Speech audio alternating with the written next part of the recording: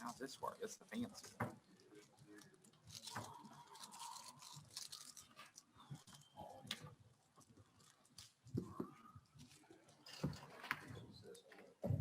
Tell her hello. Somebody has some pledge around here. Yeah. Tell me when you're ready. Is Mr. Hill coming? I don't know. I'm ready if you are. Okay. Is that him out there? Y'all ready? Turn this off. You can go. Yep. That's fine. I'll call the city council workshop for April the 12th, 2021 to order. Ms. Saxby, you call the roll, please. Mr. Green, Here. Mr. Hill, Mr. Jefferson. Here. Mr. Sampson, Here. Mayor Witt, Here. Mr. Coberline, Here. Mr. Helpenberger. Here. Chief Gilmore. Okay, before I turn it over to the chief, I want to inform everybody, I think there's been a misunderstanding about what we were going to do. It's not a discussion night, it's for the chief to do a presentation to council. And it's going to last a couple hours, so anybody that came just to have a discussion or not, it's going to be a presentation, and then there will be a short time for 3-minute comments at the end. Mr. Warren wanted 30 seconds. Thank you, Mr. Mayor, for the 30 seconds. You're right, it was a mix-up. Just a lot of confusion between the idea that tonight was going to be for public comment on the Citizen Review Board. We understand this is more of a workshop for statistics and numbers as it relates to the chief kind of explaining the outlay of what the police department is doing. We think as a community, this is more numbers for the council to hear. And so I just want to take this opportunity to tell the citizens that this is not our chance for input, and we'll excuse ourselves from this meeting. And then I think we'll maybe on the agenda for the 19th, and we'll come back when it's time for our input. Okay. All right, thank you. All right, with that, I'll turn it over to the chief. Thank you, Mayor, and I will be talking about the Citizen Review Board and every issue that's been brought before the council. So I just want to make sure that that was clear as well. All right, thank you so much today for this opportunity to speak tonight. First of all, let me thank the council for this opportunity to talk tonight and the opportunity to serve as the chief of police. Can you hear me well if I use the mic? Because I do need to use I like walking a little bit. But thank you so much for the opportunity to serve as the police chief of the city of Lake City. Thank you very much for that. And I also want to thank for the citizens that's here tonight as well for wanting to listen and to see what is going on with your police department. I just want to make sure that my mic is clear as well. Am I being heard very well? Thank you very much. All right. Also, I do appreciate my team of officers and my command staff being here tonight. It is a pleasure to see the support from the community and from each of you as well. So thank you. I just can't tell you how much I appreciate your presence. It feels wonderful, and I thank you so much. Also, council, I want you to know this as well, that I have brought my team here. So anytime I have missed something, I've asked them to step up and to make sure that they are aware, that you're aware of the things that I might have missed. So thank you. So let's get started tonight. I'm really excited about this opportunity to talk to the council on tonight. I've been sitting for a while listening to a lot of things that's been brought to your attention, a lot of concerns that's been brought to your attention. But as my concern has been, there might be a lot of things within the police department that you might not be aware of that we're doing, and also to give opportunity to hear the other side of things that's been happening to the police department. All right, so let's get started on tonight. Let me first simply start with this, and that is my oath. If you don't mind, I do like to kind of come and talk because I'm using this as my agenda. That's my oath. And I take my oath very, very seriously. And I won't read every line for line because I am on a time schedule here. So I want to make sure that I use all of my time effectively. But that oath is what I took almost 11 years ago. That is to support, protect, and defend the Constitution. So I take that very, very seriously because I don't look at that as I'm just still giving an oath before men. I'm just going to say this because my faith is always going to seem like it's been a topic of discussion as well today, but before God as well. And so therefore, I will well and faithfully perform the duties of police chief with the office that I have entered. And that is your oath, council. We have the same oath. The only difference is whether it's a mayor or council member. So here we are together today, and that is to ensure that the oath that we have stood and raised our right hand, that we're going to do the right thing at all times, the right thing at all times. So I appreciate that. So why did I request this workshop? And there are some reasons I requested this workshop, and I wanted to make sure that everyone is aware of the reasons that I requested a workshop to present this. And that's number one, provide insight into your police department, address complaints and issues. I will address every issue complaint that's been brought for you on tonight. We're going to talk about the national narrative and the local narrative, truth, half-truth, and untruth, police reforms. We're going to talk about the Citizen Review Board versus the Police Chief Advisory Council, and also city employees versus citizen expectation of city council members. So I hope to be very encompassing as we talk about these issues before you on tonight. Let me also give a kudos and a thank you for those who did the ride-along. I appreciate that very much because ride-alongs are different. We have different eras of policing. Whether you rode 10 years ago, 15 years ago, there are different eras of policing. So please allow me, even as I talk about issues and concerns that have been brought before the council, also to use this as an educational part as well. So I just want you to make it aware. Thank you so much for riding along. And so I want to also talk about the positions that we have. Currently, we have 45 sworn. All of them are definitely not filled, and 24 non-sworn. And so we thank you for keeping us equipped with persons to do the things that we need to do as well. And you can see the breakdown since I've been here since 2009.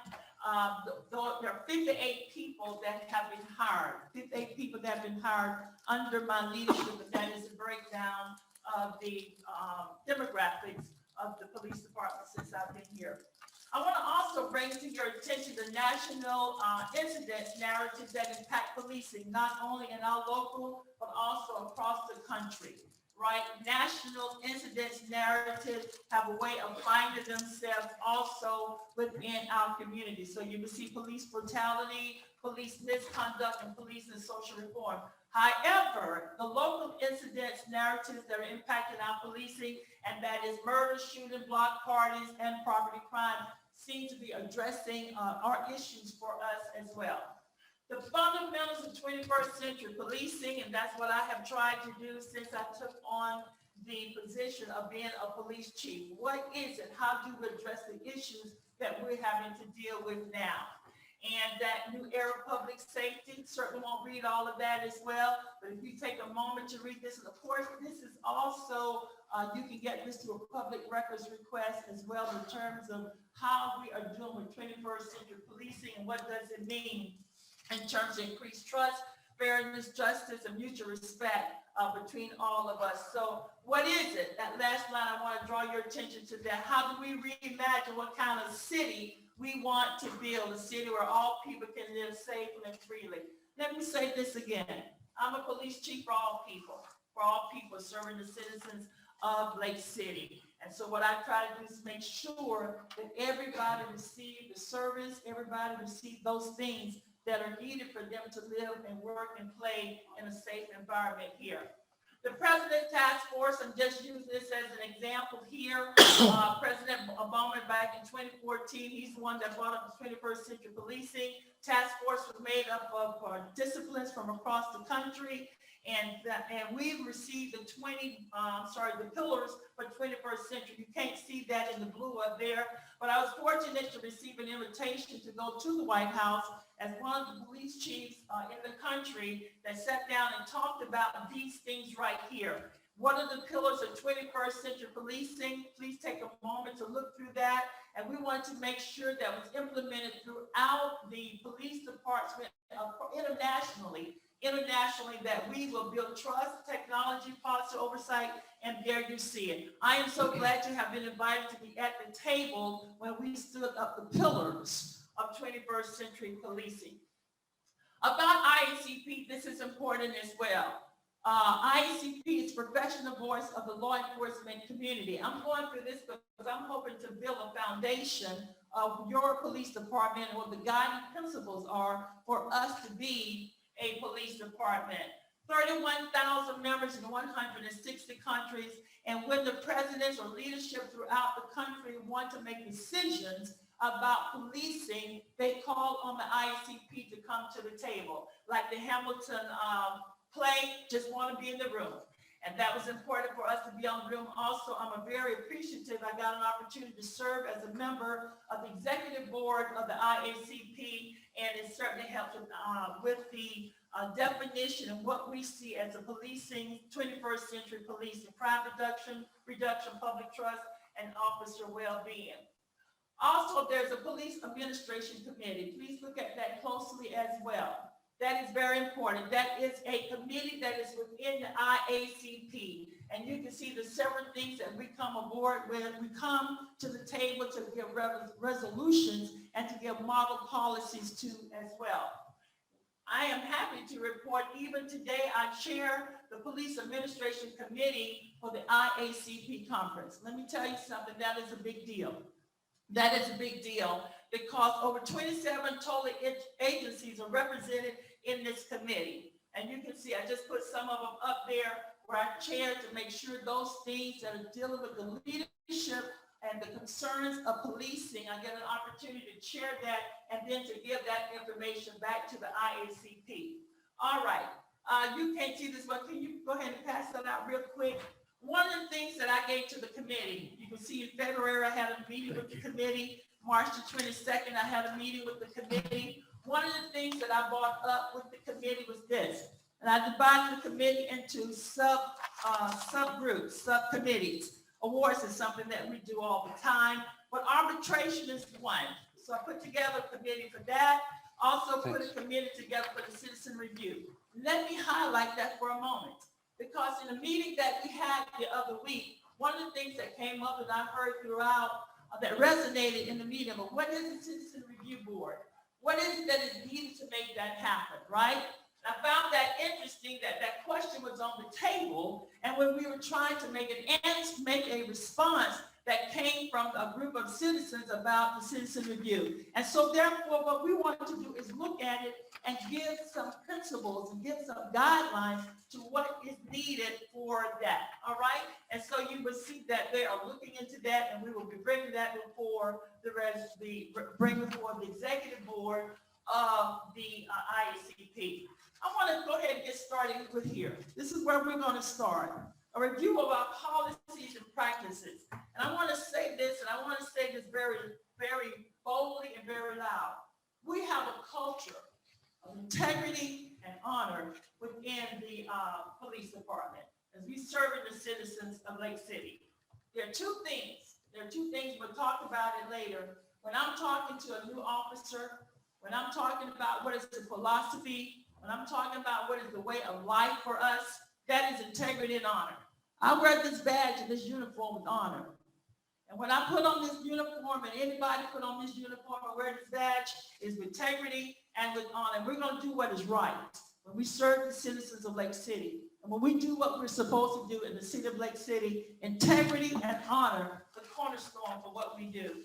I want to make sure that we understand that, so our policies and practice impacting the city of Lake City is what guides us to make things happen.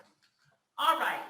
Well, I'm going to pause right now. I'm going to ask Sergeant Lee to come up and talk about law enforcement accreditation. Because I really don't think, again, that we understand as a community, and hopefully that maybe we can understand with what we have in our community as an accredited agency. He's going to just use a few minutes to guide us and talk about accreditation. Good evening. I'm Sergeant Lee. I'm the accreditation manager for the police department. Does this mic pick me up? Can you guys hear me okay? All right.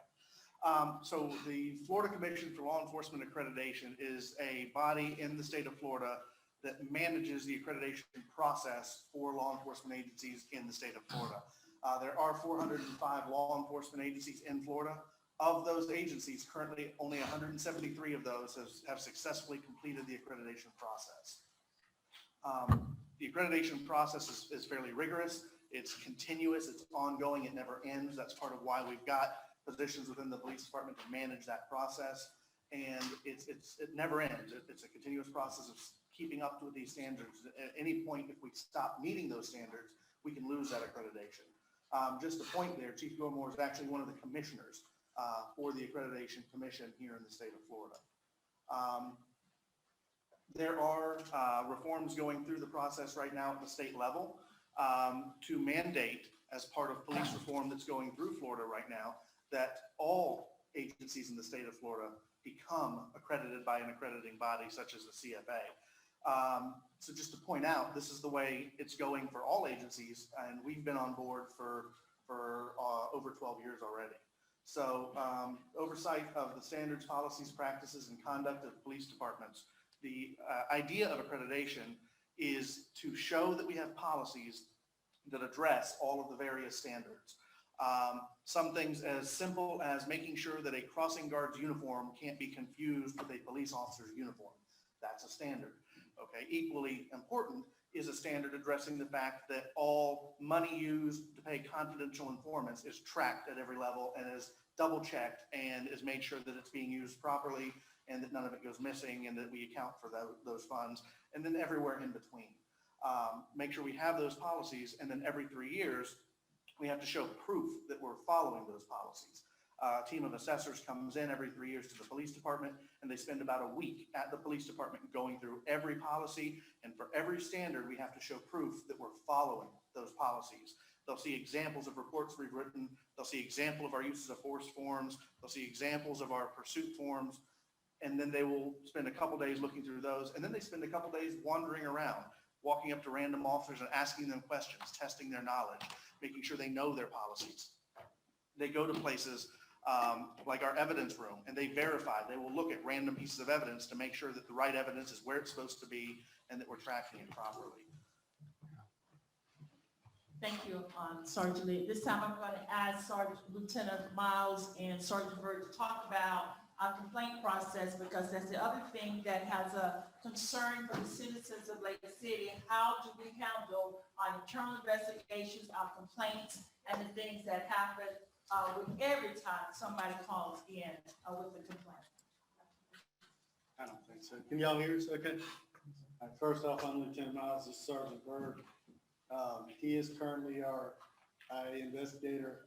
Prior to him, I was the IA investigator, and I'm actually his supervisor now. So we're going to talk a little bit about what our processes are, why they are as they are, and that type of thing. First off, as it said on the last screen, it's all investigations have to comply with Florida Chapter 112. It's a statute. The law actually dictates the way we have to do it. It's not we randomly pick what we want to do. The law says you have to do this and you're going to do it in a certain time frame. So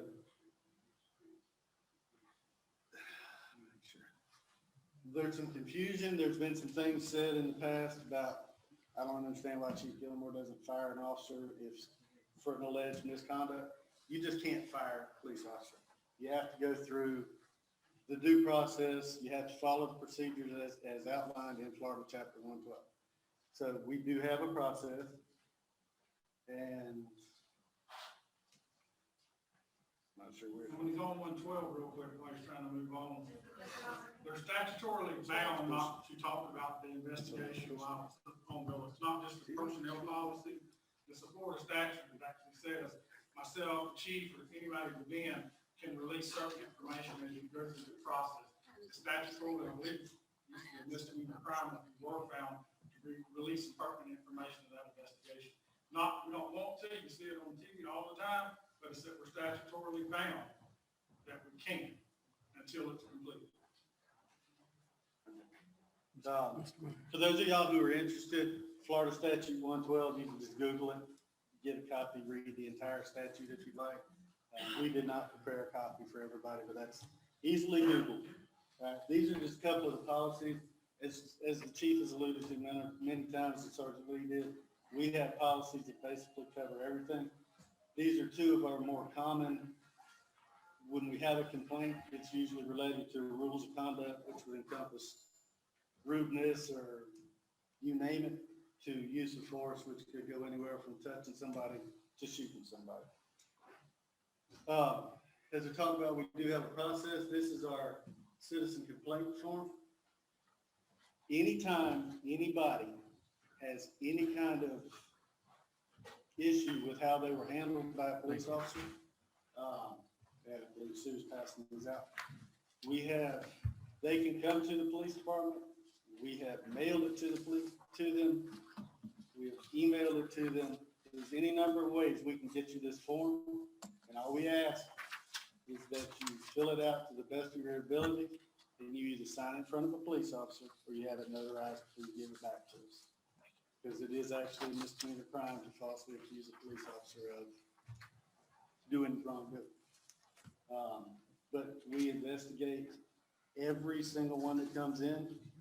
It may be as simple as a fact finding. We look at the video, we clearly see that did not happen, or we see it did happen, in which case the chief is the only one who has the discretion to determine how it's going to be investigated, either by the supervisory level or as a full-fledged formal internal investigation. These are some of the laws that have basically gotten us to where we are in the complaint processes. These are some U.S. Supreme Court cases. Then we have the Police Officer Bill of Rights. Florida Chapter 112 is commonly called the Police Officer Bill of Rights.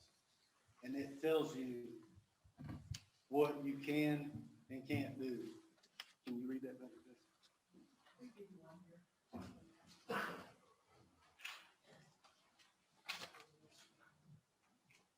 Yeah.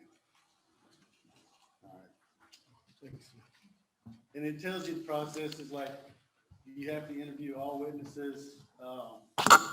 Before we begin an investigation on an officer, we have to tell them we are beginning an investigation. You have to give them a formal notice. Then we have to interview all the witnesses. And before we interview the officer, we interview all witnesses. All interviews are recorded audio. They're not recorded on video, but they are recorded on audio because the statute requires that when we interview the officer, he or she is given everything that has been said or written about him or her. They have the right to review it prior to their interview. Yeah. You see, there's timelines that you have to start with. You have, and I don't see it on there, but I know it's a talking point. We have 180 days from the date the agency is made aware of an issue. Whether we find out ourselves or whether somebody comes in and complains and we find out through them. And I'll go back for a second, I missed it. A large portion of our internal investigations are self-initiated within our own agency. And we'll get some other things to point to that, but that's important to you. And you can see the timelines. You got to talk to different things at different points. Some people have questioned, why does it take so long to do these investigations? From my standpoint, as doing them, you do them very in-depth. Sometimes you have to work around other people's schedules to get them to interview. And then being a small agency, that isn't the only thing that I have assigned in my plate to do. I also do all the backgrounds, over accreditation, canine traffic teams. So when you're a smaller agency, you just sort of have to pick up other elements within an agency. If this was the only thing I had to do, then probably could be a little bit more expedited. But there's times that I get pulled to do different things. I know that's a common question. Why does it take so long? One thing people don't realize is, and it's governed by the statute again, if he is doing an investigation on Sergeant Lee and he's interviewed all of his witnesses, Sergeant Lee has to be brought in on a day he's working during his normal working time. You cannot bring him in on an off day. You can't go to his house and do it. It has to be done at the PD on a working day. So A lot of times coordinate with his attorney as well, because they have busy schedules also. So, okay, as you can see, this is just from 2017 to 2020. We have conducted 19 internal affairs investigations. And that, by the way, does not count supervisory investigations, which are similar in nature, just usually the allegations are a little more minor, or fact-finding things that were basically cleared fairly quickly. But of those 19, 11 of them were non-sustained. And for those of y'all who do not do, or may be familiar with the criminal aspect, but not necessarily administrative aspect, internal affairs investigations are classified as sustained, not sustained, exonerated, or unfounded. Sustained means the allegation was proven to be true or more likely to be true than not. Not sustained is exactly the opposite. Obviously, exonerated means the officer did what he or she was accused of doing, but was within policy guidelines of doing it. And unfounded means that just didn't happen. So in the 19 internal affairs investigations since 2017 through 20, 11 were non-sustained, 8 were sustained. And of those 19, 14 were self-initiated by the Lake City Police Department. We also have review processes within the department that we review officers' reports, we review officers' videos. Sergeants, patrol sergeants are required to do monthly video review to ensure that their officers, and they randomly pull video to ensure that they are keeping within compliance with policies. It doesn't stop there. And in fact, this, I'm not going to read it to you, but it's about an investigation that happened last year. And it just happened that we had a use of force form come through. I reviewed the video. I felt that there was some concerns with the video. I got with Chief Butler, who got with Chief Gilmore, and I come in at 8, and by 9 o'clock that morning, Sergeant Bird had already begun an internal affairs investigation. And this one was a use of force complaint that ultimately the two people who were involved, not the officers, but the two people who were involved never would comply with us. Sergeant Bird and I went to their house multiple times, spoke with them multiple times. They would not come give complaint or give statements despite everything we could. So we still continued the investigation. Ultimately, that officer is no longer with us. 2011, we had a major incident in Cedar Park where multiple officers were involved with multiple people. And there were many allegations of officers using excessive force. So rather than give the appearance that we're trying to cover up for our own, Chief Gilmore reached out to the Orlando Police Department. They came in and actually did our internal affairs investigation for us. That way it took it out of the hands of the local people. They used motels to do their interviews. They did the reports. And despite all of the people who were claiming to have complained or who were complaining, only 3 of them actually showed up to be interviewed, 2 or 3 of them. And all of the officers were actually exonerated because it turned out there was nothing they had done wrong. People just actually didn't like what happened. We do at the police department hold officers accountable, and this is a list. I'm not going to go down to all of it, but you can see by looking at the names or looking at how many names are up there. Officers don't just get a free pass. We investigate everything, every allegation, and if it's proven to be true, there are consequences all the way up to termination. And you can see going back to 2011, we had an officer terminated, and we currently have 2 officers on administrative leave right now. And pending the outcome of their investigation.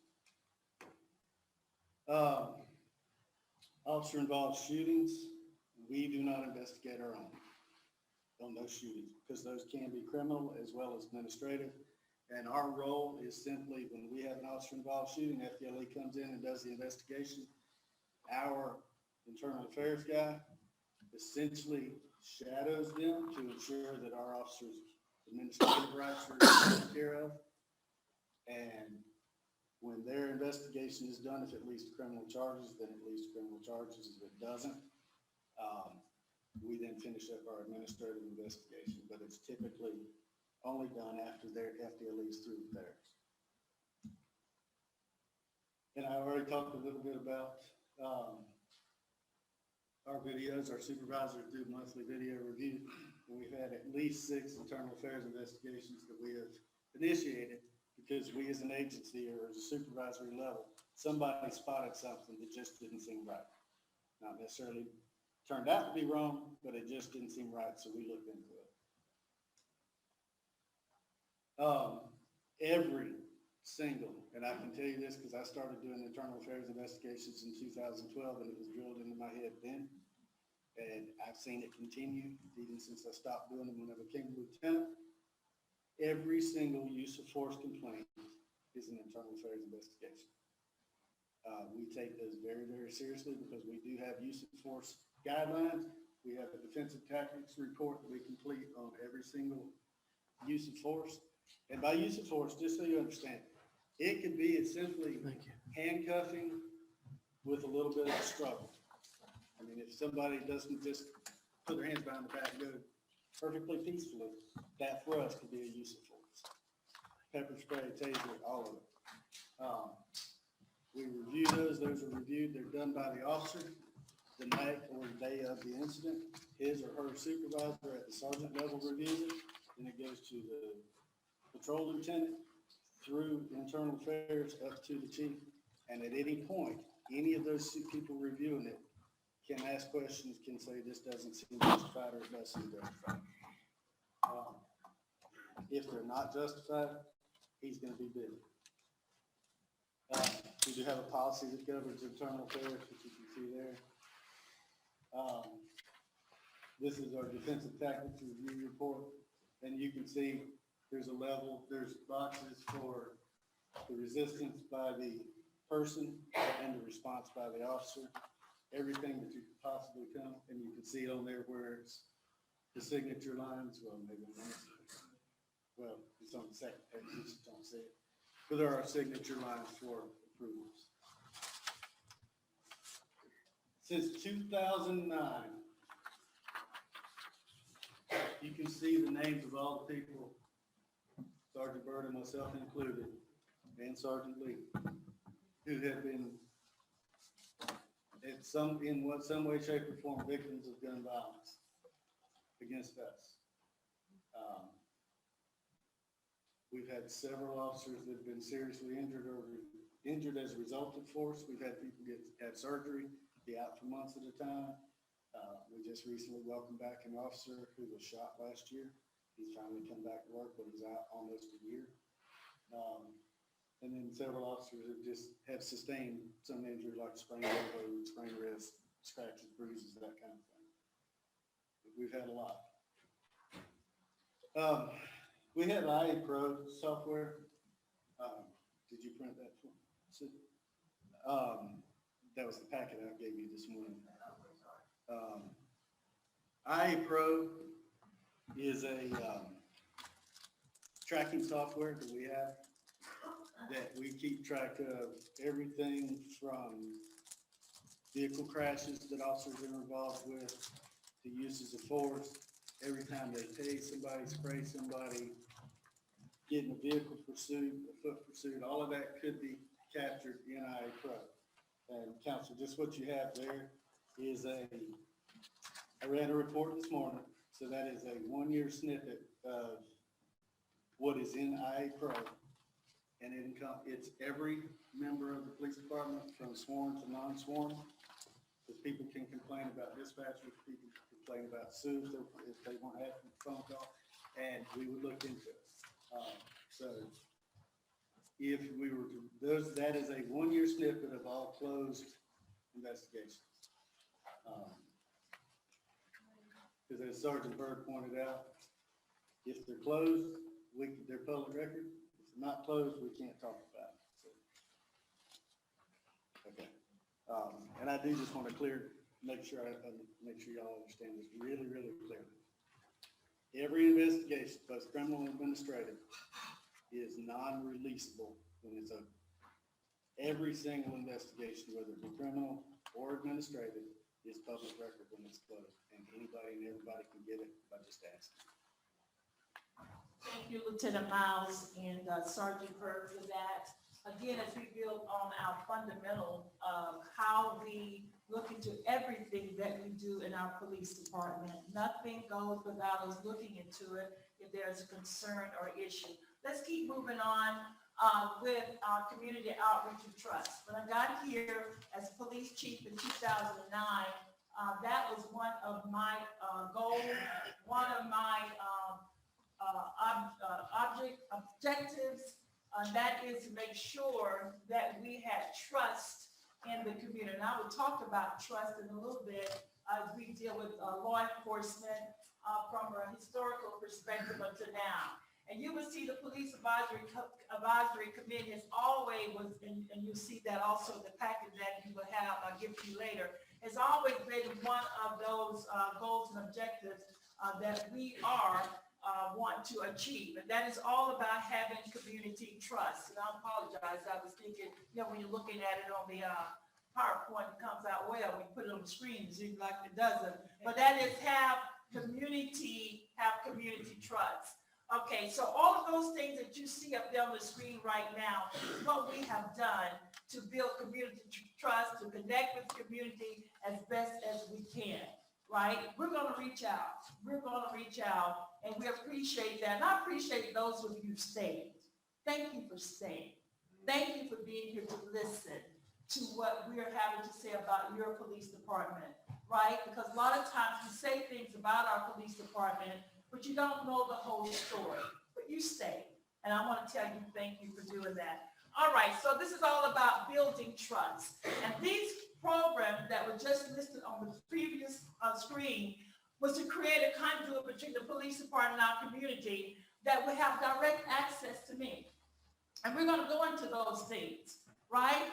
Those areas where I didn't send my assistant chief, I didn't send my lieutenant, but that was me standing there in front of the community. And we had those, and they proved to be very effective. They were successful, but it does take the desire of the police, of the citizens to want to be there and to come there and to talk and to have communication with us. But I'm telling you, we won't give up and we will keep trying to do that. Those are pictures there. I think, and Councilman Sampson, you're new, and I think everybody else on this board, on this council has been at a breakfast with the chief. We've had from 60 to 140 people at our breakfast with the chief, right? And I will tell you, we have good communication. That's my report card. That's my report card to the citizens. I want to ask you this question, it's almost a rhetorical question. Can you tell me one public official in the Third Circuit or in the state of Florida who will go out and meet with the community every 3 months with the report card? And this is what you see here. I give crime statistics. We have different locations throughout the city, 60 to 140 people in attendance, open forum to ask any question. And those of you who have been there at the breakfast with the chief, this is what I do. Every single time, ask this question that I have given with my report card. Ask me the hard question.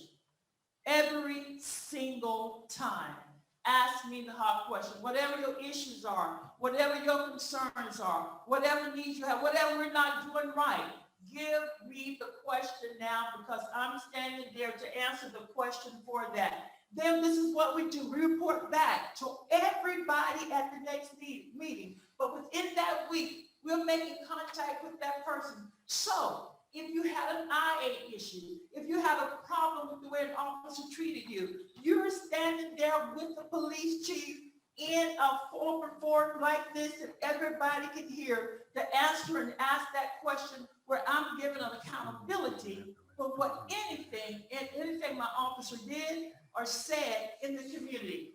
I'm standing there in front of all these people to respond to you. And everybody get a chance to hear it. Not only that, we publish it on social media, we put it in the newspaper, we put it on the radio, that we will have a breakfast with the chief where you will have that opportunity. And even February 2020, we did a night edition to grab those citizens who can't be there on a Saturday morning. This is your time to meet with the chief, to tell me what your issues are and your concern. All right, just want to do a quick check. City council, y'all still with me? Because I know my boss was concerned I was gonna lose you along the way, but I want to make sure you're still with me. You still with me? Still with All you. right, you're still with me. All right. And so you cannot tell me what other public official will do, have been doing that for 10 years. 10 years I've been standing in front of the community to bring me any issues that they have. 10 years we've been doing that. And so where are you going to find that? Have you heard any other official doing that? That is accountability and transparency. And for any IA, any complaint that you have an opportunity to talk directly to me. All right, that is my community relations coordinator duties and responsibilities. I have been trying to do that, not have been trying, actually, I had it out there, but because my breakfast with the chief was so successful, you will see in your bulletin amount, I don't know if I have that copy, but you will see the bulletin there where I said that I was going to initiate a police advisory citizen council. But these other avenues were so successful with me going directly to the community. I want you to know that this is just not birthing because someone is coming before you now talking about a citizen review board. My only question to those of you in the audience and to the city council, where have you been? Where have you been? For 10 years, I've been going out into the community saying, asking you the hard questions. Where have you been? Let's keep going because accountability and transparency is a cornerstone of my leadership. We're going to make sure. And so national police reform narratives deal with this. Accountability, you check out the list, excessive use of force, discriminatory stopping risk. Those are the national reform narratives. And also dealing with societal problems and service that are dealing with mental health issues. That's the national reform narratives that are happening across the country, actually internationally. And so there is a cycle of police distrust. And I want to just stop and pause here for a minute. Built in, intrinsic into the African-American culture is a distrust for police. It is built in. You can't see this. Y'all gonna have to help me out with my PowerPoints next time. I thought I was doing pretty good. You can't see it. But it starts with slavery. Then you had the Great Migration when the South went to the northern areas. We still have police brutality and all of those things happening. And even in 1963, you can't see it. I so apologize for that. And then 2021, and then going back up today, there has always been a distrust of law enforcement in the African-American culture, right? All I ask you to do, City of Lake City, we don't want the bad officers either. We don't want them. Tell us who they are. File the complaints. I got family. I have a father who's behaving. He's passed on now. He talks funny to everybody, right? So therefore, not only was the African-American treating him differently, right, but he had to deal with things as well. I have 3 brothers who are African-Americans. My brother has shared with me that he has gotten punched in private cars by police, right? 1 or 2 o'clock in the morning, they have called me since I've been here about stops, right? I'm getting stopped. I'm telling them what to do. Take your phone, put it on top of the dashboard, keep it on. I want to hear what you're going through. And do you think if I got this going on with my family, that as a police chief, I will allow any kind of thing to happen under my watch? I just want to pause right there. I got brothers that's been mistreated. And if I know of an officer, when I get new officers to come here, city council, let me tell you this. There are 2 things that I always say, and I got a book that's been there ever since I've been here for 11 years. I say there are 2 things I don't play with. And that is the citizens of Lake City and you. You will not mistreat the citizens of Lake City. Everybody who's been under my watch or who I've hired, you would not curse at them. You would treat them like your mama. If you treat your mama bad, that's bad, but you will not treat the citizens of Lake City bad. I said the only time you can use a curse word with the citizens of Lake City when your puffer factory is up and you pointing a gun at somebody, say, I don't care what you have to say. But if you're doing day-to-day with them, listen, you would treat them with respect. And I mean that. And I think everybody over there can attest to the fact that is what I say to them for every new hire that comes to the police department. Look at that sign. If you have not been to the African American Museum in Washington, you need to go. I've been there, right? There's this sign there. We demand an end of police brutality now. And Professor Samuel Egerton donated that. He carried that sign in 1963, right? We demand an end of police brutality. 2021 Black Lives Matter. We're still dealing with this issue, and we will continue to deal with this issue. And I'm going to say it again. Under my watch, everybody's going to be treated with respect.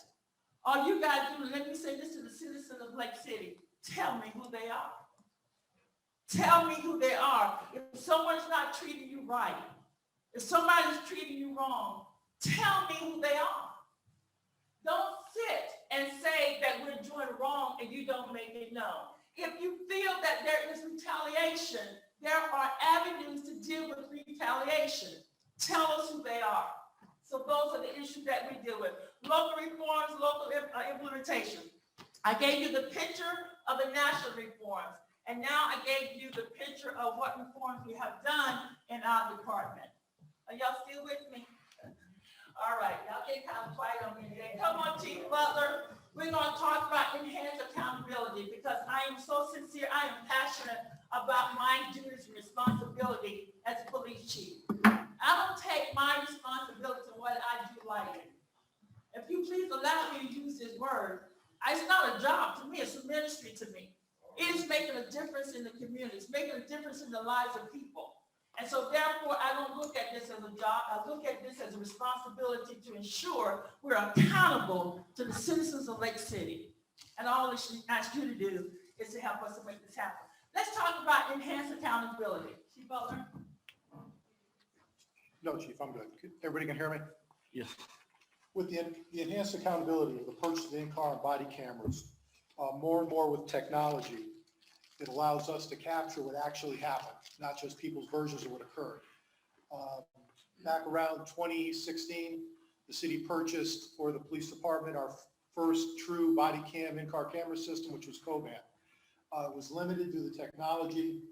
We were fortunate that WatchGuard, who was bought by Motorola, enhanced the systems so that it pretty much covered almost everything. You never get everything you want, but almost everything.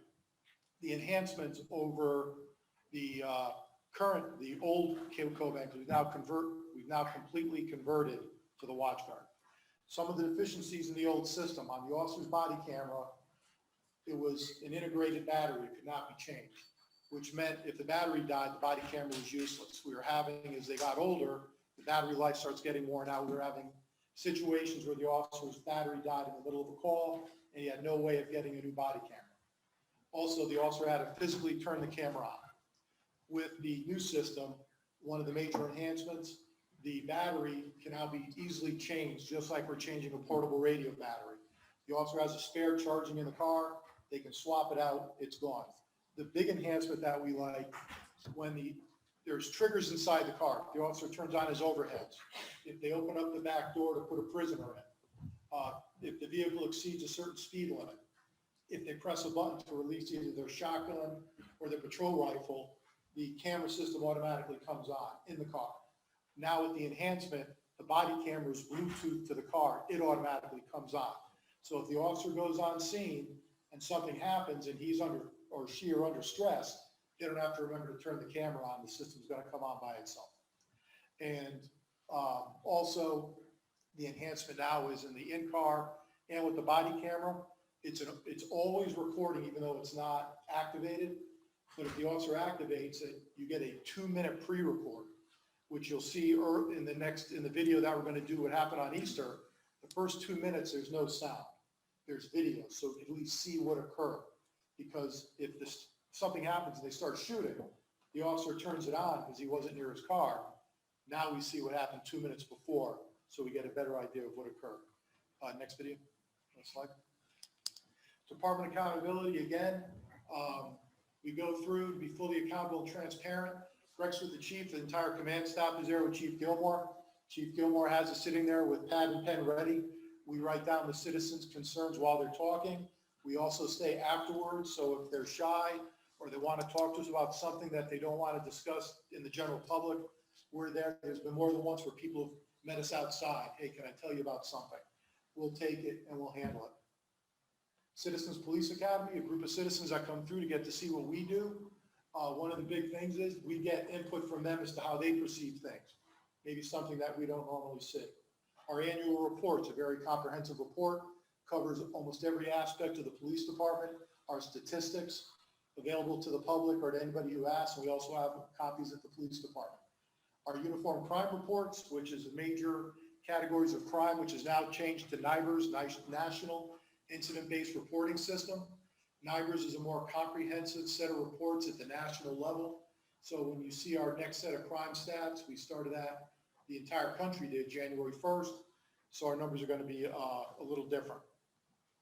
Coffee with a cop. People can come in, have a cup of coffee, sit down. We spread out whatever location we are at. People can talk to numerous officers, go up to the chief, talk to her, talk to me, or have any concerns they want addressed. Our mentors in blue, officers go into the school system, they adopt a child, and they go through the school year helping that child move through, help them socialize. At one time, we actually brought them in, we brought them for lunch, and we talked to them and showed about how place is set up. If you go to a formal dinner, working your plates, working the forks with their forks so they're not uncomfortable when they're moving into a formal social environment. And again, we've always gone through the accreditation process, Chief. Again, the proactive reforms, the body cameras, accreditation, the academy, documentation of all use of force. One thing Lieutenant Miles didn't mention, with our IA Pro, there's an early warning system built in. So if we have officers that have used so many uses of force over a time frame, doesn't mean the officer's doing something wrong. It could just be that they work a lot of overtime or something. But we turn around and we actually pull the old use of forces to see if we have a pattern. So the system is designed to let us know so we don't have to try and keep tabs on our own if we have an officer with maybe, and it could be simply a training issue. We could have an officer that gets into a few car accidents. Well, we might send them back to the academy to retrain them on vehicle operations, because driving a police car with lights and siren and all the equipment is a little different than driving your personal vehicle. And then research and development conjunction with Meridian Behavioral Health. Next slide. Our training. De-escalation training. Every new officer at the Lake City Police Department receives training in de-escalation and learns how to properly apply these techniques.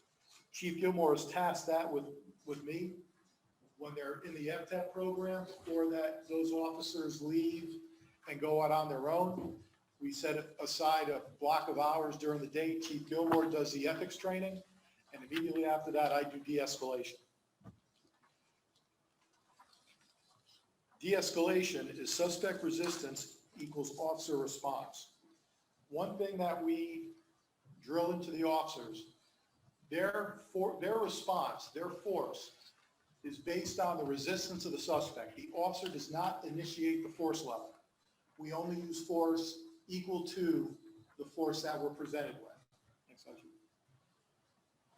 Our General Order 152 use of force covers our general guidelines, our use of non-deadly force, less lethal force, and deadly force. Next slide, Chief. Again, that's our force continuum. Level 1 through 5 is a level of resistance by the suspect.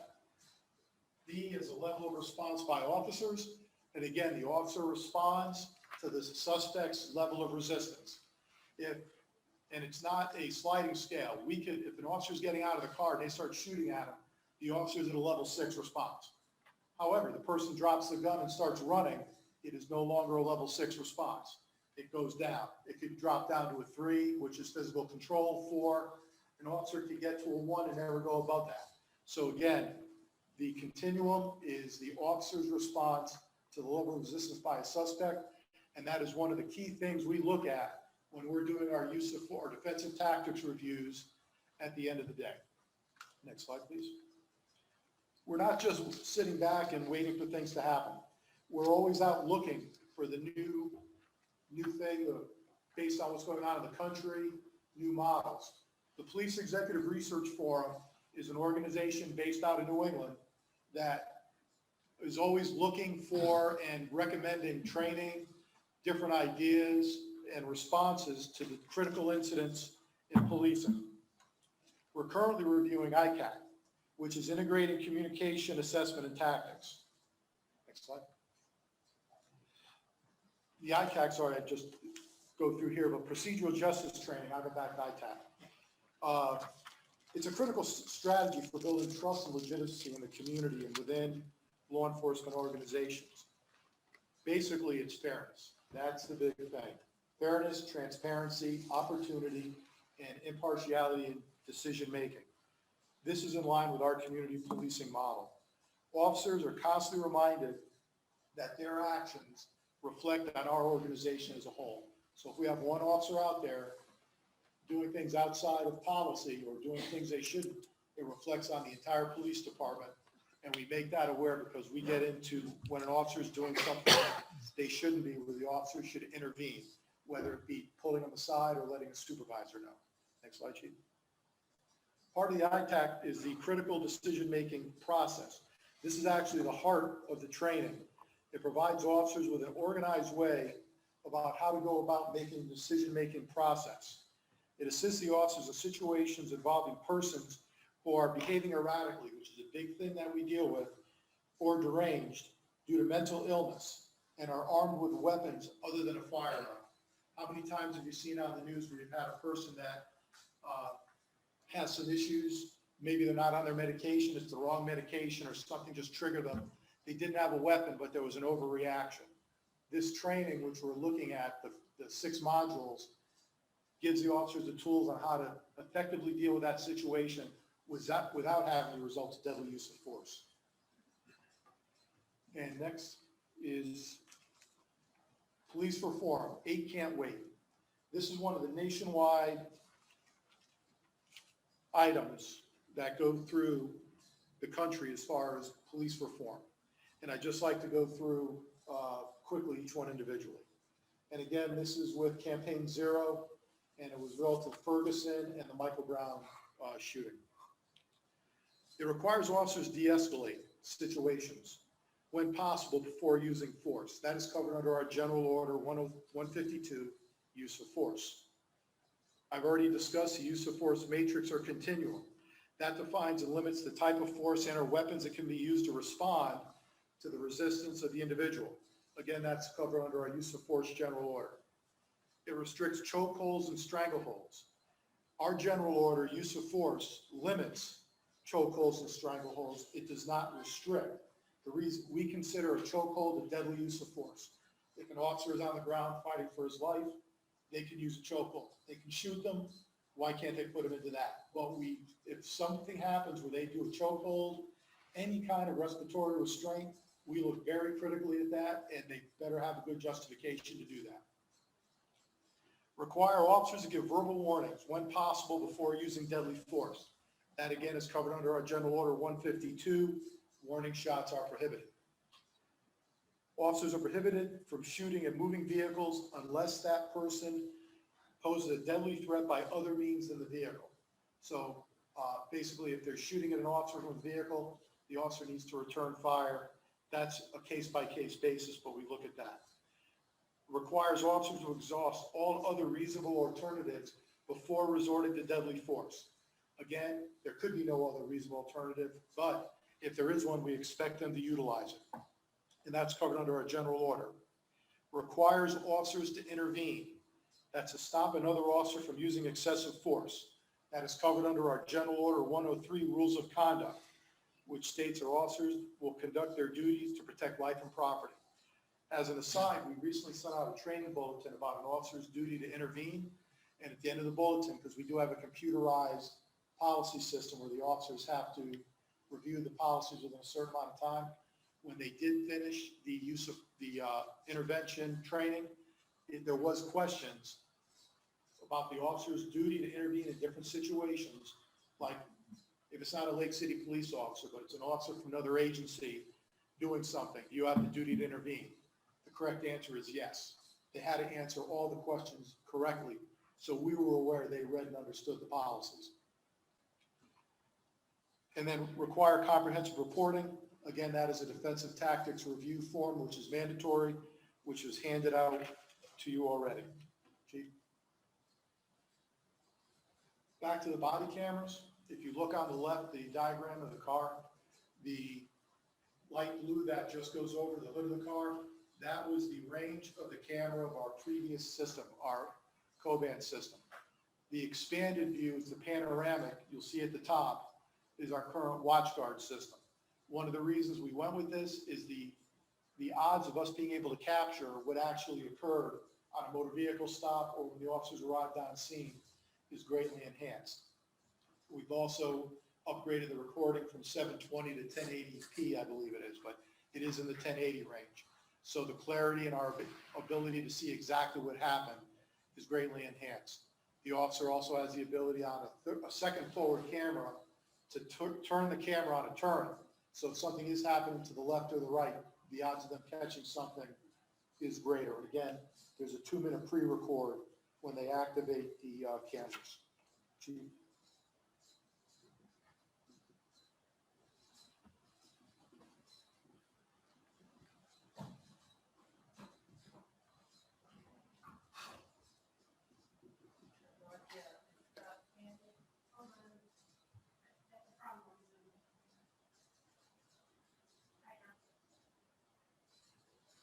That is a copy of the last 3 annual reports that we've put out.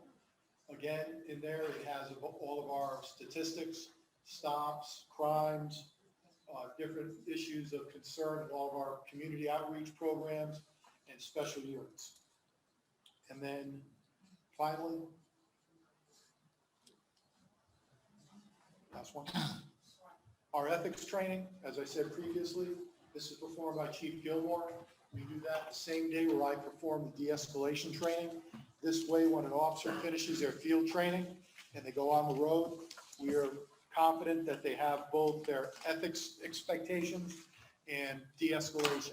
And anytime an officer has a concern or a question on how to do something, or if they have an issue, we all have an open door policy with command staff, and they can also go to the training unit. Thank you for your time, Chief. Thank you, Chief Butler, appreciate it. Ethics training, I won't spend much time on that. But again, every new officer, I do that, not the FTO, not assistant chief, not lieutenant, but it is me that goes in and talk to every new officer about our philosophy and how we work and what the expectations are in our department. So everybody gets ethics and de-escalation training. Listen, this is very critical right here. Anyone under the Sunshine Law, I really want you to pay attention to this one. Anybody under the Sunshine Law, any member of the public can do the following. Please, please hear this. You can make a public record request for general orders. The things you've heard today, our standard operating procedures, our closed internal affairs investigation, our use of force reports, our disciplinary action reports, the body cam, in-car video. Anyone can do that. And the next thing that you can do is what? Provide citizen feedback. We welcome your feedback. We appreciate what you're doing. I'm saying to you today, anything that we have in our police department is a public records request. If you had concerns about an internal affairs investigation or something that happened, make a public request, right? You can get it and give us any kind of recommendation, questions, or comments that you have that you want to share. I welcome it. I want you to know that I will consider and appreciate all comments from the public. And the third thing is this: in a citizen and organization, you have questions about law enforcement, you can still contact a criminal justice standard and a training commission for the Florida Law Enforcement Accreditation, where I do serve as a commissioner. You can make contact with them as well about our policies, our procedures, and the things that we do. And of course, you can make contact with city council and manager, maybe contact about what we do. Also, we will have implicit bias in May. I do appreciate, let me do a special shout out for Michelle, she's gone. I have been asking for implicit bias in our city. Thank you, Mr. Heffenberger, for making that happen. That is something I think that is needed not only in our city government, I believe it's needed in our city. And implicit bias in the unconscious association of believer attitude toward any social group. So we will be having that training in our city. Let me move on. Now, These are issues and complaints that brought to LCPD. Stay with me here. Lake City Reporter, thank you. Shootings fired near Easter. That happened. That happened on Easter Day. What I want to do right now is play a short video and give you a little idea. We're now getting ready to go into the complaints that's been brought to LCPD and that's been brought to you. This is at the time where we will play a little video, snippets of things. Everybody, please know this. We will only play snippets. But again, the public records request, you can get an opportunity to hear the entire thing. But because of time, we're only going to do snippets of these things that happened and what we've done and what is happening here.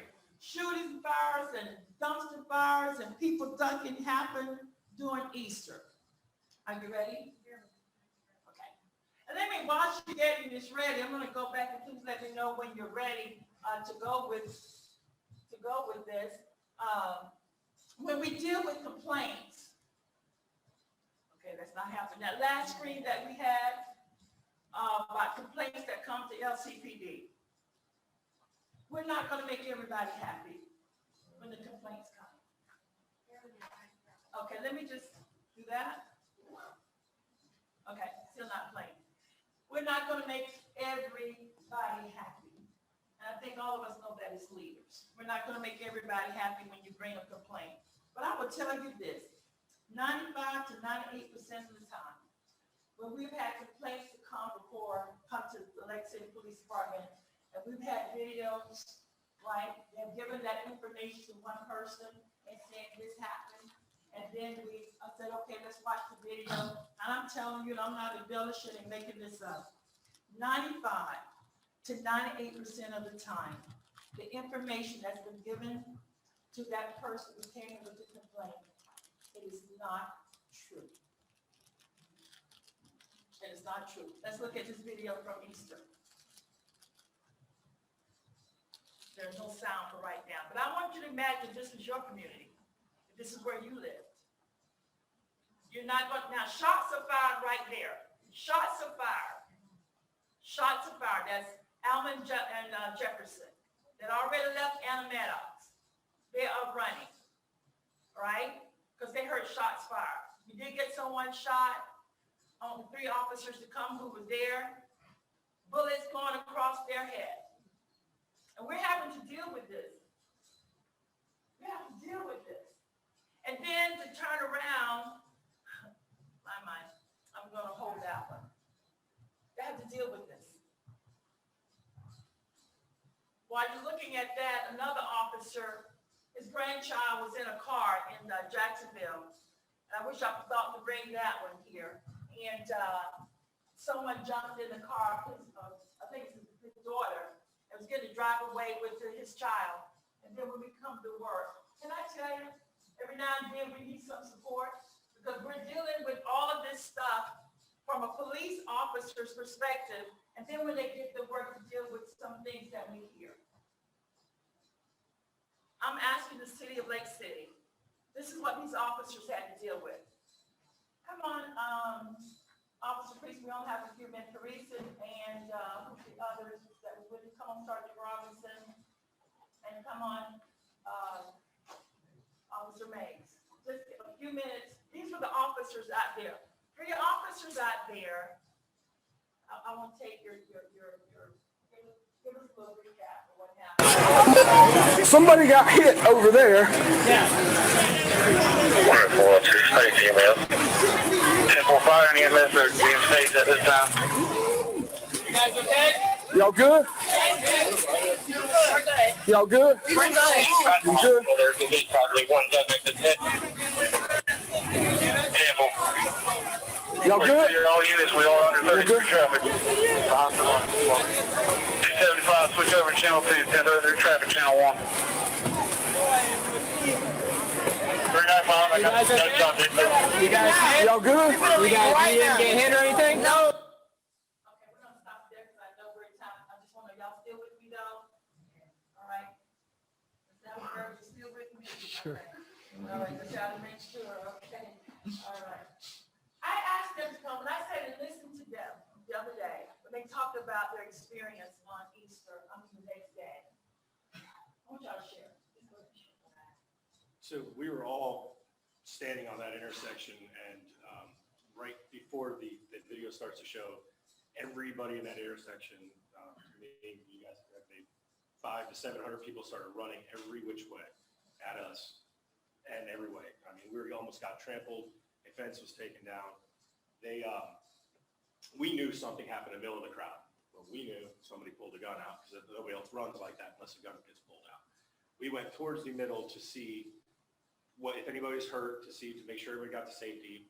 And a fight broke out. Officer Mays and I were standing shoulder to shoulder. As we're standing shoulder to shoulder and this fight breaks out, the guy goes down on the floor. We go in to break up this fight, and that's when the shots were fired, and that's when the video you saw started. We backed out. The shots were fired immediately right in front of us. They had no regard for human life. They didn't care that we were there. After that happens, we take cover. We try to find out who was shot, where they were shot. We're going up. You hear Officer Mays say, is everybody okay? Everybody's saying, we're fine. But we knew somebody was shot at that point. We just couldn't find him. He had crawled into a house down the street. Before we could find him, there was 2 shots fired there that I can remember hearing. Before we could find him, when you see Officer Mays' body camera, when he's ducked behind that vehicle there, 2 other people decided to pull a gun out and shoot rounds at us. I don't believe we were the target initially, but we became a target of opportunity to those people. They didn't care that we were there. Once they saw us, they decided they were going to shoot at police officers. And they did that night. They actually shot at us. We heard bullets going over our head. A bullet hit the vehicle he was covered behind, and from what I was told, it went up instead of going through and catching him. We were being targeted that night by the 2 people who decided to just randomly fire the guns. They saw us, they wanted to shoot us. I don't know how it affected them, but I can tell you that I went home that night. I woke my 4-year-old up and I hugged him until he was like, just leave me alone, Dad, because I didn't think I was making it home that night. It was the first time in my career that I did not think I was going to make it home to my family.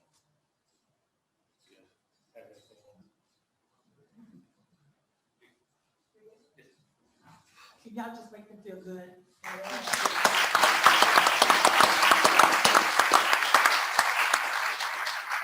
But that's just, what am I doing now? Okay. All right, that's what you just heard from today. Calls for service on a scam industry. Sometimes you hear the question, his concern, why you're over here? Why are you in this community? Because we get calls. Just over 1,500 calls on the scam industry alone. And they're calling. Sometimes they're telling me, gee, don't tell them, don't say this, don't let them know. That's why we do what we do. Armed, dangerous calls, discharging firearms, a person shot. We receive numerous tips about all the time. I am rushing here. Top community complaint. Just last week, that Monday after that happened in Easter, I got a call from a lady. She didn't give me an opportunity to call her name, so I won't call her name. But she called and said to me, she said, Chief, we want our neighborhood back. And I felt her, and that's why we're having a meeting on Thursday. And so I called Pastor Motley, and I shared it with him. As a matter of fact, I put us on a conference call. And then another lady called who lived in that area as well, that she didn't know that she called. I said, hold on, let me get everybody on a conference call right now, right? So we can see what it is that we need to do. How can we deal with the issues in this community? And those areas right there are the kind of problems that I hear about all the time, right? That are happening in the community. They're asking for help, and we cannot do this by ourselves. Listen, I'm going to run through this real quick. Intelligence-led policing is based on data. It's based on the information that we get, right? It focuses on criminal activities, and once crime problems identified, what we try to do is deploy the resources where we need to get them, and that's what we do. Okay, let me go ahead and show you the heat map real quick, because I am rushing now. Okay, all the crimes in Lake City. Will you please let them see that so they can see this well? And for those of you who want copies of everything that we have issued to our council, please get with, is he gone? There he is. Sergeant Lee, and let him know, and we'll make sure you get copies of this. Okay, you can see it better. The blue are the outline of where you have a low density of crime. Where you see the highest crime is right there. You see across the railroad there, right? And you see the high density area there, Escambia and all of those places. That's why we're there. That's why we're there. This tells you right there. Now look at this, because I don't have time to deal with all this. Discharge of firearms from 2018 to 2021. Look at your map. I'm sorry, look at your heat map. And look at the legend. That's why we're there. And we can't do this by ourselves. We need you. We need the citizens, right? We don't need to be fighting each other. We don't need to think the police department just hating on people and just trying to run. That is not true. That is a false narrative. All right? Homicide 2011 to 2021. We want to make sure everybody is safe. I don't know about you, but I do have this city in my heart, right? And I'm concerned about this city. Let's not go to the issues brought before council. I told you the issues that brought before me and for the police department. I can't deal with it all because I'm rushing now. I got to get to the issues that's been brought before the council. The first thing I'm going to deal with is this. Allegation of a lie. I'm not a liar. Can you go ahead on and play that? I am not a liar.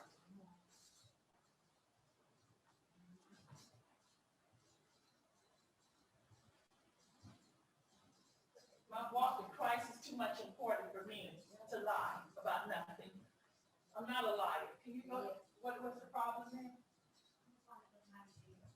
I have to be here first. Okay. First of all, I hope that no other black pastor lie her back in their church with these lies. Period. I don't lie. She didn't call me, and I did not tell her to take her time. I spoke to Lieutenant Miles, not her, and told Miles to have people to meet me at my office. What she did do is leave me a voicemail. Hi, Sylvester. This is Chief Gilmore from Baldwin Well.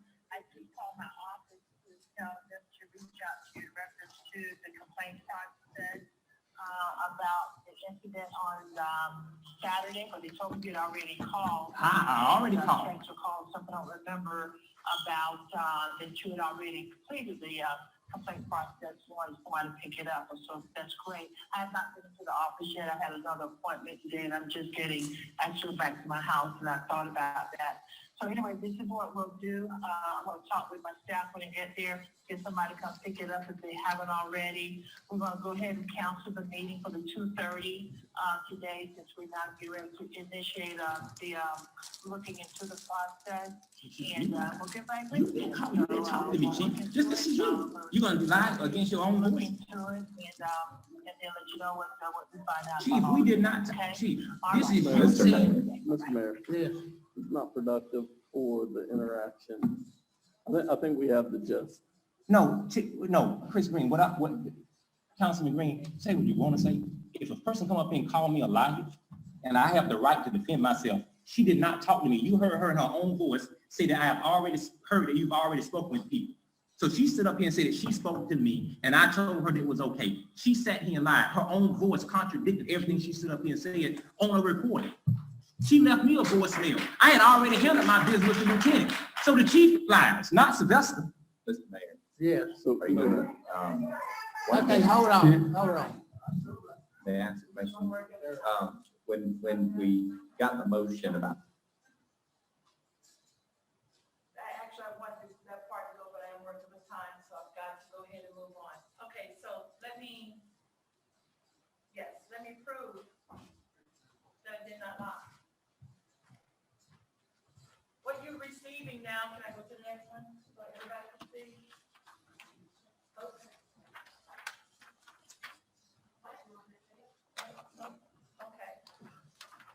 Okay, so I was accused of lying. Chief Gilmore lied when she said she spoke and played a voicemail. So what I did was, it was my work phone, I contacted IT. And this is what you see from IT.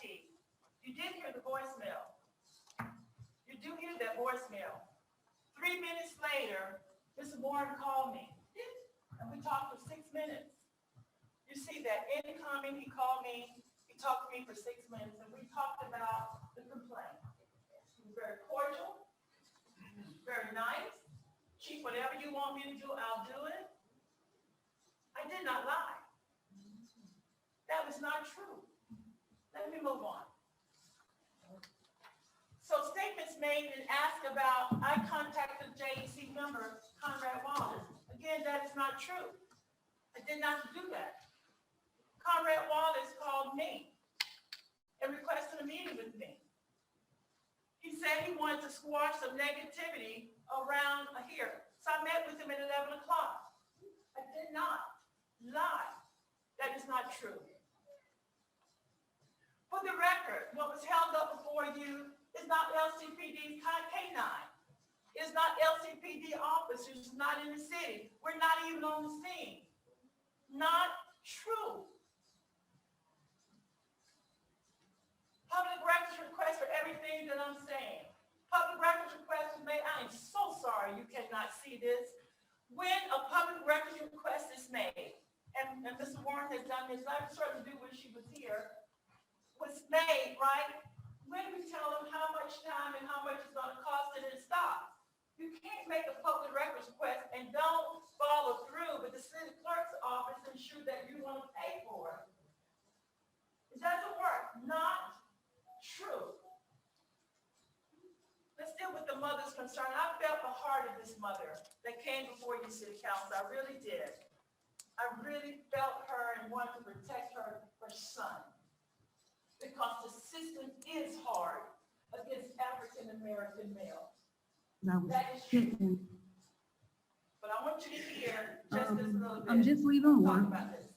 I had to leave work because I was sitting and watching the video and hearing the statement that the chief made about when she's getting complaints. And that she reach out to the people that write the complaints. No, ma'am, you have not reached out to me. I have, Because I want to make a point when she said that, because that's not the point we're talking about. When, and we have changed their, what they say now when they call. When a chief butler or the two lieutenants call, they are now saying, I'm calling on behalf of Chief Gilmore. Because people say, well, you didn't call me. Sometimes I got juggling. I have an administrative assistant here to share with that. And so what I'm farming out, can you call this woman? Can you call this man? They are now saying, I'm calling on behalf of Chief Gilmore and representing my office, okay? Sometimes I get a chance to call back, but then they do have to come back and report back to me on things that happen with that person. Let's go ahead and listen to what she said her son told her, not her. Her son told her. Let's quickly get to that part. Please turn it up because they my can't. 19-year-old People in the son, back said they can't hear. John Anthony Holly, got arrested October 13, 2020. He got arrested. He got a call that his friend's house was getting buzzed. He went to the scene, and because he walked by the police car, they arrested him for obstruction of justice. The next day, myself, Sylvester, and Jai Anthony Holly went to the police station, wrote statements. My son wrote a statement on how he is afraid because every time he's in his car and Officer Costco and Officer John follow him. They follow him and they tells him of CHS class of 9 criminal record. Very respectful for what was working at him and then posted him as a marijuana. His name, already right before that arrest, one day, Mr. Field, because he hang out in his car and because he go to work every day, but that your officers arrested him. So I called the public defender this week on the 7th, but we're gonna ask February 18th. I do a lot of positive things for this community and serve aware you are not gonna ruin Jai Anthony Holly. You have not reached out to me. I haven't gotten a video of showing the body cam of where you see him. And matter of fact, John and Costco was in the house, busting the house. You had the little black young lady is the one, and the heavyset young lady is the one that had him in the car. And she said to my son, I don't understand why they even arrested me. That's it, right there. Okay. She said her son said, I don't know why they arrested me. Can we now go to the screen? and we go to the video and show, you would hear the conversation that her son had with the officer. Hey, Miss, excuse me, can you tell me what the charge is? I just asked the council to speak with you when he get here. Okay, did you hear that? I want to make sure, was that too, did y'all hear that? No. You did? I didn't know Need what that it to be said. replayed so they can hear.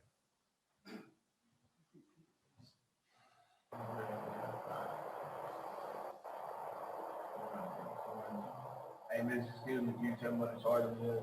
I just asked the council to speak with you when he get here. Okay. That was not, I don't know why you arrested. He was asking what it was. She said she was on the transport. She was a transport. And so she said, I don't know why. You're gonna have to talk to the sergeant when he gets here. Let's move on. Can y'all, let's keep going. These are issues that have been brought before you. All right, that is it right here. The sergeant will speak with you when he gets here. There was no, I don't know why you were arrested, or I can't remember exactly what the words were. I would not have arrested you, or yeah, I don't know why they're arresting you. That was not the case. The sergeant will speak with you when he gets there. You heard that. Okay, let's move. You just heard that. Only conversation with that. Anybody who wants to hear the entire video, you can. That was the only conversation that that officer had. And again, I feel for that mother. That mother had concern for her son. And so I can understand the hurt and the pain and the anger, right? But I just want to, for the record, let you know that what was told to her didn't happen. Here's another one. LCPD was shot, misled the public. I won't go through all of this and said that we didn't make an announcement. There were nobody there. Okay, I don't have time to go through all of this.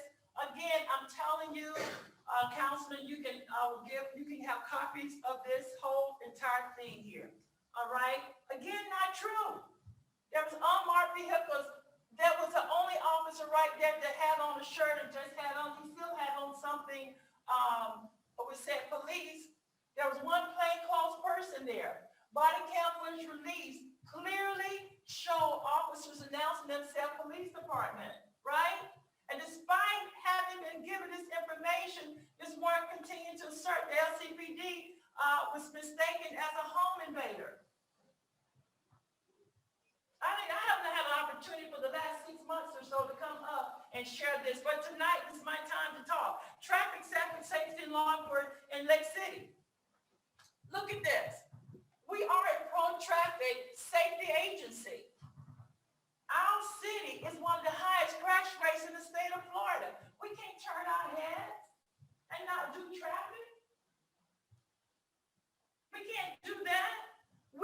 And so we get grant monies for aggressive driving, running a stop sign. We're the third highest concentration of pedestrian for bicycle crashes. But yes, we stop. Yes, we stop.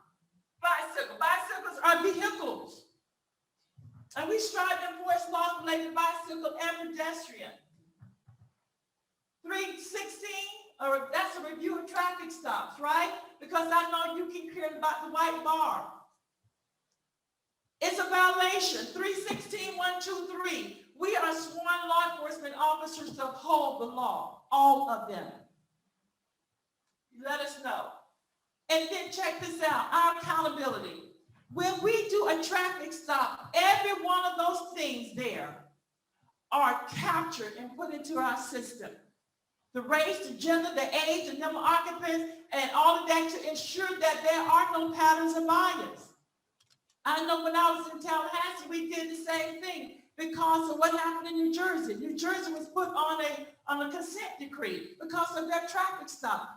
And that's what you have been seeing in our police department, the Lake City Police Department. We try to be proactive with reform with what we see happening in the country. All right, so we collect the demographics and we turn them all over to FDLE. And so I just told you all about that, right? It's identify trends. It's something that we see showing up in an officer that he's only stopping African Americans.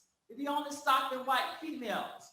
And if something's coming like, hey, we got this data here that we're gonna look at, okay? Traffic stops are important. Ted Bundy hit Lake City with Kimberly, right? Ted Bundy was captured because of a traffic stop. Timothy McVeigh, right, the next terrorist I think he got stopped because of a traffic stop. So we're gonna do what we need to do. And if you feel, let me say this to the citizens and city councilmen, hear me please. If citizens come to you and say that they have been stopped unjustly, let us know. Just talk to us. And these are the things that happens that we get out of routine traffic stops. Just that right there. We're gonna stop. Routine traffic stop leads to arrest convicted felon in Greenslet. That happens there. I-10, that was captured because of a traffic stop. And it's just not about drugs. You can see things out there that are happening.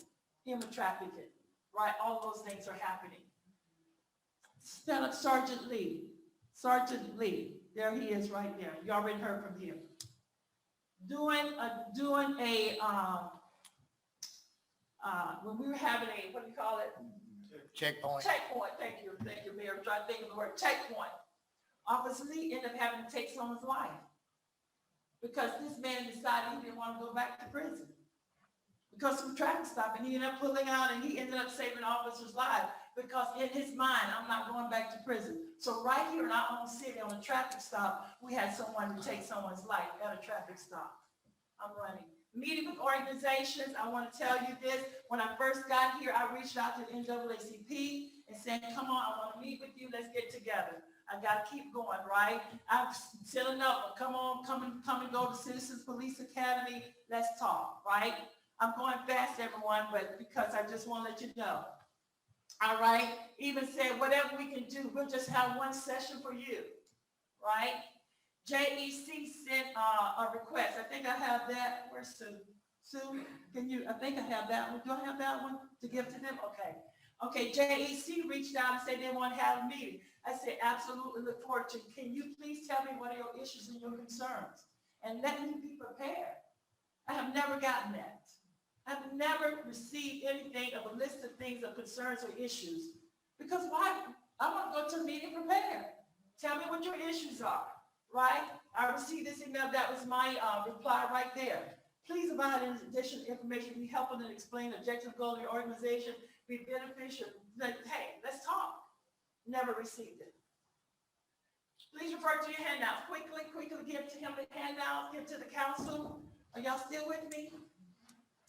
Y'all sound a little slow now, right? Y'all need a stretch. Come on, stay with me.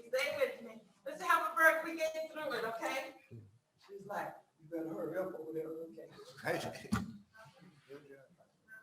This is a traffic stop number 1. This is what I'm asking you, council. Go ahead and give it to them. Thank you. You're gonna see a short snippet. This is a traffic stop that happened, right? What I have given to you is to please tell me what was right and what was wrong. What was right and what was wrong and what you see. Sylvester Warren is ready to snap Officer Costco's name. Would you go ahead and play that?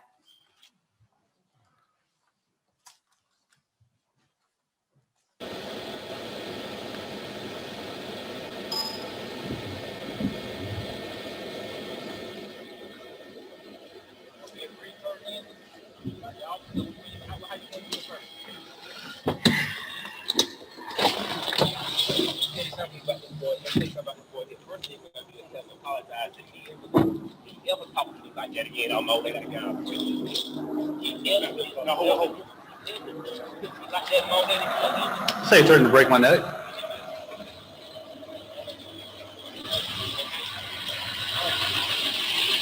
You're fine. For the record. And so what you heard Officer Costco tell you to the mouth, he just threatened to snap my name. My question to you, council, if a police officer said that to a citizen, what would you say at that point? I believe you would want to terminate it. Let's go to the next. I'm about to get there, Mr. Heppenberger.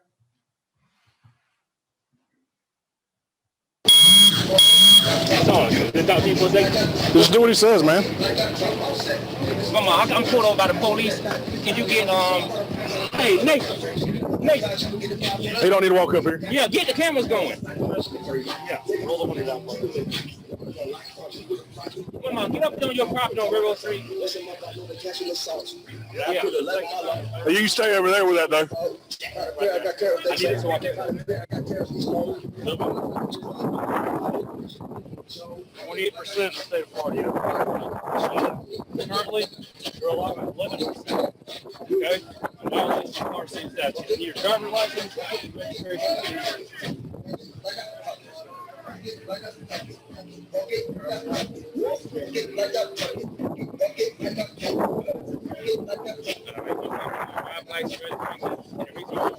No, you say you. Just want to see the initial part, what happened, the officers were up. At what point? Okay, is this the one with Sergeant Johns? Okay, now, we just closed out an IA. This one is very, very important, all of them are important to me. We just closed out an IA because the allegation was made that Sergeant Johns said, help me out, IA, that we enforce laws differently in white community than black community. That was the allegation in the IA. Now I want you to listen to the conversation between Mr. Warren and Sergeant Johns. Are we ready? That's why I love cameras. At what point? No, you sit there blaming it because I need me to butthole, and I want to know where. Oh, we're talking about something. Right. So we're bringing up old stuff, right? Okay. Man, you always trying to start something with him when he ain't doing nothing. What did he do? I'm not being idiotic. I'm the one that's being idiotic right now. Right. I'm the one that's sitting in front of you trying to provoke you and do all this stuff, right? I've got the wrong attitude. My camera's been rolling the entire time, man. My camera's been on the entire time. All units in the area, Irene and Charlene, over for a signal as well. Unknown subject, and advised on pickup. Wrong attitude. Still maintaining excessive speed, What do you want currently to not do, seen.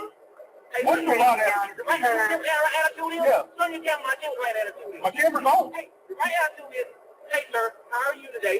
My name is Officer John. Okay. The reason that I'm pulling you over is this. If you realize this and this, now you can deal with this. Get back in the car about these doing this. That's what I want you. There's case law that supports that, Sylvester. Get back in the car, we'll explain everything to you. Until then, we're going to make sure you get back in the vehicle.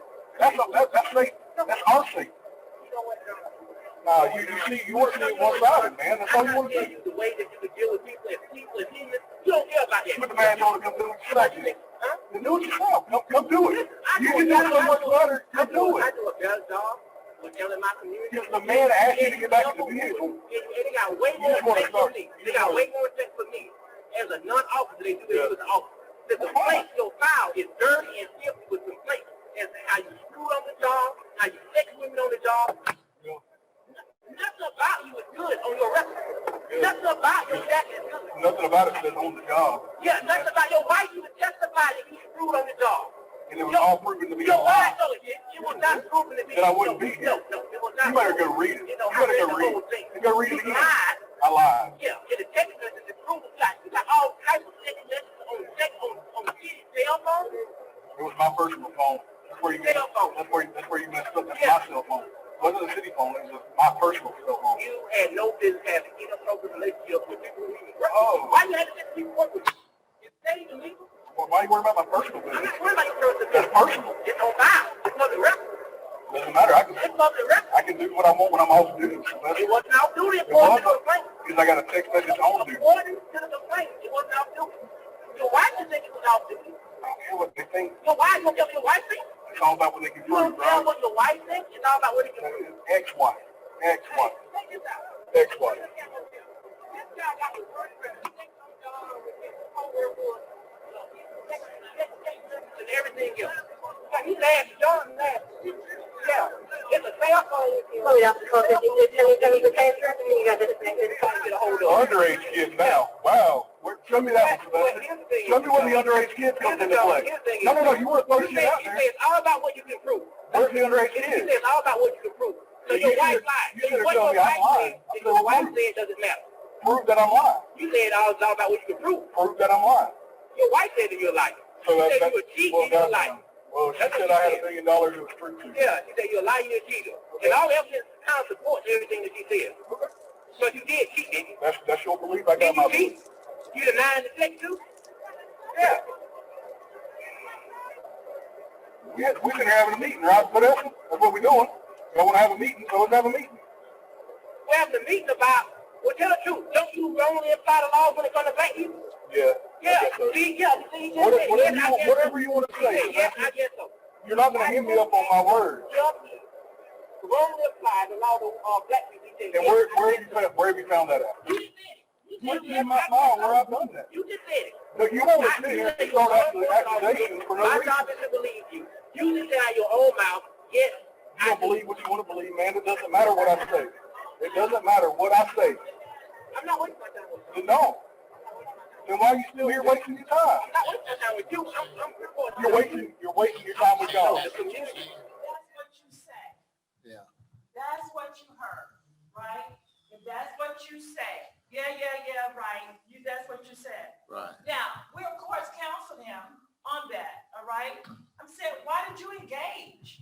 Let him go ahead and say what he said, because you took, he took your words. Yeah, what he said, see right there, you said that you, police or patrol differently in the white community than you do in the black community. But you heard the whole context of it. Yeah, whatever you said, being dismissive. And of course, he was counseled on, you don't engage. And listen here, I've had megaphones in my face. I've had all kinds of stuff, and I just stand there and just look and take it. And that's why I tell them, you have to stand there, look and take it, because we're held to higher standards. You don't come down. You stand your ground, and all you do is take it and go on. Okay, all right, let's go on. You got me right? Okay, all right, just a little bit more. Now, this is not to put our council member on run. I'm just telling you that now. I'm so embarrassed because our officer did not know that was Councilman Hill. Do you know how embarrassed I was? And of course, let me tell you how we changed that. In every front book, right, of the department when they come in, all council members, all of our officials are in the front so they will know. And that is not for any preferential treatment. This effect, and one of them was African American. Officer Shepard was born and raised around Lake. I said, you didn't know Councilman here? No, ma'am, I don't get it. But anyway, so this is what happened. No tag visible on the vehicle. They stopped. I do want you to listen to the stop because I'm sorry, Councilman Hill did bring that up in our council meeting. I do want you to hear quickly how that happened.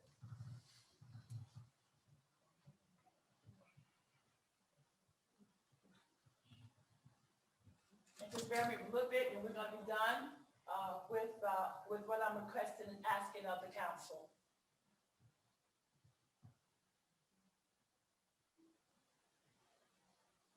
Sound, not yet. 2-minute pre-record, I forgot. Our cameras are a 2-minute pre-record.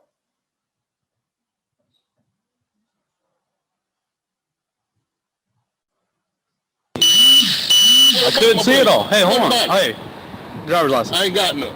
You don't have one at all? No, I ain't got no driver's license. Are you just suspended? No, I don't have no driver's license. I'm just driving because I'm a driver.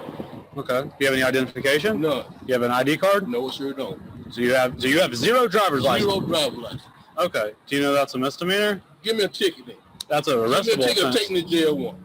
Okay. Why are you so hostile? Just give me, if you got me wrong, write me up and take Do you me have to jail. anything with your name on it? Nothing. You have nothing with your name on it? Nothing. Okay, step up.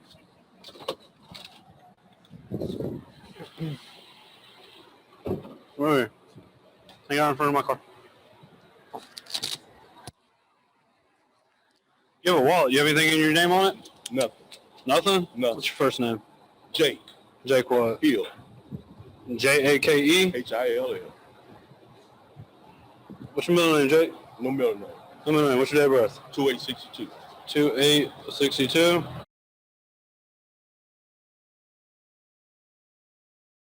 You have no Florida driver's license. No Florida license. Do you have No. And not out of any 50 states. No license at all. Uh-huh.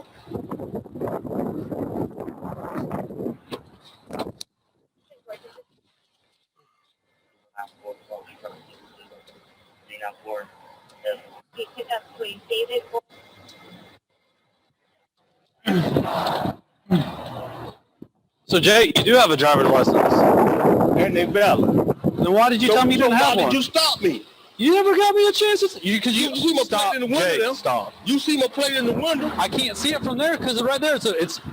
Hey, listen to me. Well, I tell you what, give me my ticket. Whatever you gonna do, write me up and let me go, or take me to jail. One of the two. Why are you being like this? Why y'all been arresting people all fucking weekend? That's why I'm being like this. Okay, well, hang on right there. Let me get the plate number because I can't see it. It's called obstruction. Okay, it's right here. I can't see it. Oh, you see what you want? I can't so see you it. Who you want to stop? Okay. There's no plate right there. I still can't see it. It's in the window there. I can't even read it. That's all right. It's in the window there. You know what I'm saying? All that information you got right there. Jake, you go for it. Jake, stay right over there. See how dark your tint is? I can't even see it. It's got a plate and it's registered. Yeah, but I can't see it. Well, give me a ticket and let me go then. Okay. But here's the thing. When I ask you for your driver's license and you tell me you don't have one. Again, if I'm wrong, give me my ticket where I go. I'm in a hurry. Okay. All right. Well, sometimes this takes a little bit of time. All right. So hang tight right here. Jake, come back over here. I didn't get myself. Nope. You can stay right here. You can stay right here. For what? Because I need to stay right here for. I'm not a threat to you. Because I told you to. I'm just older than you, not older. I ain't no threat to you. We're not the same age, but you can hang out right here. Well, I'm getting some. You're gonna stay right here. I'm getting some. You're gonna stay right here. Here. Jake, you're gonna stay right here. Okay?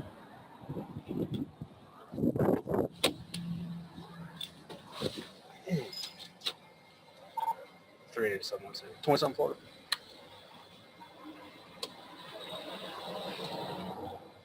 Hotel 400-420-62.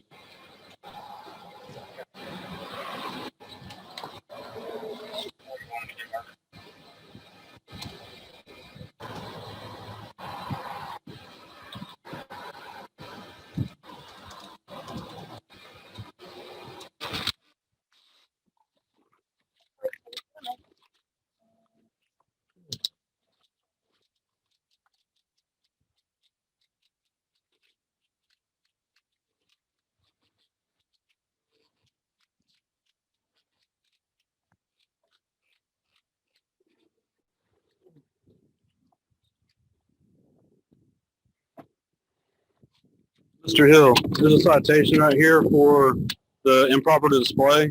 I'm not going to write you a citation for the failure to display on demand of your driver's license because you're supposed to display this on the back of your driver's license. It tells you. So right here, come around, explain this to you. I can see right here. Okay, that's fine.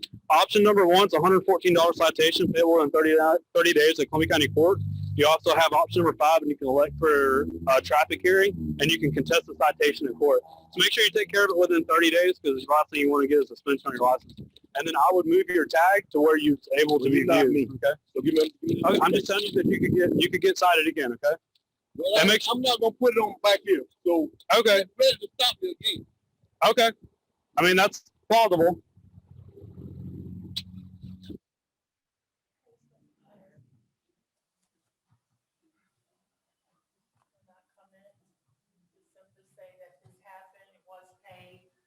Violation still has not been corrected. I'm sorry, still not been corrected. Okay, you've already saw that. We do stop vehicles. There was a claim that we were, I'm using the word profile, but maybe it wasn't, but there was a post that we were targeting. That is not true. Just trying to show you differences in the cars. That's all we're trying to do here. Failed to acknowledge the officers were behind it. I'm just showing you the difference in the vehicles. I'm moving on. The allegation of targeted stops, you can see them by this. There are different areas. And I'm just simply saying, Councilman, we need your help here. We need your help, okay? Even after the stop, Ms. Warren received the citation and received the court. We didn't even realize he had moved that to Suwannee County.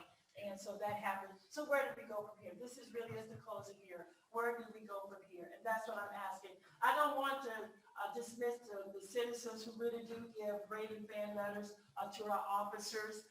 The number don't represent over 86, but listen, they do. There is a charter we are asking you to look at for how our council coordinates and collaborate with us. I'm just asking you to look at that for future reasons and purposes there. We already do more. We've gone through this. Yes, I've taken some time to do that. So Ms. Heppenberger, please forgive me for going over here for this time. Councilman, thank you. Members, thank you so much for being with us. Listen here, Citizen Review Board versus Police Chief Advisory Council. Now, this is our last video. I want you to hear this. Not that, the last video.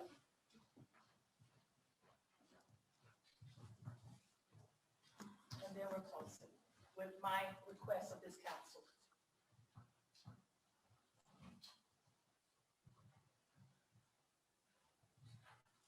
Members of Mr. Mayor, I think Mr. Jefferson want to address you with a motion. No, I want to pose a question to you, Mayor, if I may. Would you explain to me the difference between a review board and an advisory board? Language is interchangeable. It's just the verbiage. Some people more educated with post high school education call it a citizen, call it advisory board, and we call it citizen review board. Same animal. I think it depends on how it's structured. I mean, I think there's a lot of variations of all of it. So. The language, the two languages are the same. It's just, it's three styles of citizen review board. Can we get a motion from you? I can support an advisory board. Can you make a motion for an advisory board for us tonight? I can support an advisory board. And make the motion. Make the motion. I place that as a motion. Okay, all right, thank you. All right, so let's go to next, and this is where we go from here. Hold on a second. Can I move here? Hold on a second. Hold on a second. So why did I request a workshop? I told you number 6, one of the reasons is what is the Citizen Review Board versus the Police Chief Advisory Board. Number 6 is one of my reasons. You heard from Mr. Warren about Tallahassee Police Review Board. And they recently created that, and I am not paid from there, and I would just let you know if it's completed cases. And they're providing feedback to the police department. And I already mentioned to you, any member of the public can do this without being a part of an organized group, okay? I'll share that with you. Tallahassee Police Review Board, there, and they're telling you what it's all about. I'm just moving through this fast. The membership requirements of Tallahassee Police Review Board cannot have campaign for political office. And I'm only using this because it was brought to you as an example.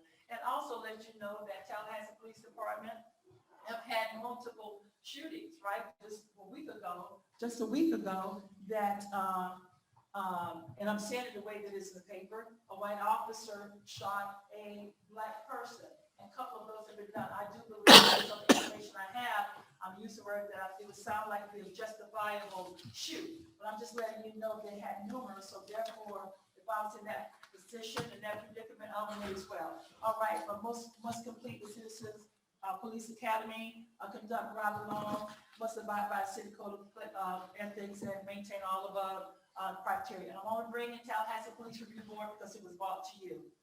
Also, I checked with the Leon County Sheriff's Office, and this is in line with what I told you that I've been trying, that I wanted to implement, but because of Breakfast with the Chief was so successful, I kept on doing Breakfast with the Chief. Since 2017, they have been using this model. The sheriff of Leon County Sheriff's Office was the chief of the Tallahassee Police Department. He was my chief, and he was also the chief of the current police chief there in Tallahassee. Not only that, he was the former president of the IACP. I did make contact with him on this morning, asked him about his model, and I said, can you send me your model? Because his model was in line with mine because of the size of our agency. This is the motion that I'm asking for the city council.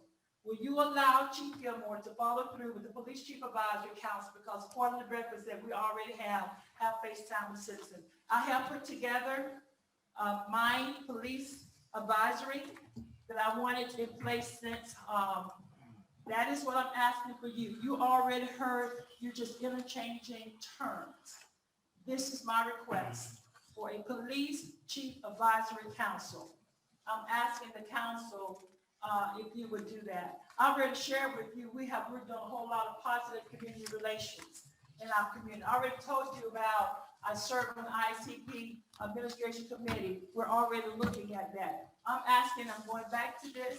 That is the motion I'm asking the city council to put forth on next Monday. If you allow me to follow through with my initiative, the Police Chief Advisory Council. Let me move on. The citizen, and those are questions there that we've already talked about. Also, my second motion that I'm asking of the city council, and I am really taking my seat. I'm asking for the council to make a motion for Public Safety Committee. I've already talked with Chief Burnham. We're in agreement with this. If you would stand up with Public Safety Committee to review police and fire fiscal needs. The budget request before budget report, that should be $25,000.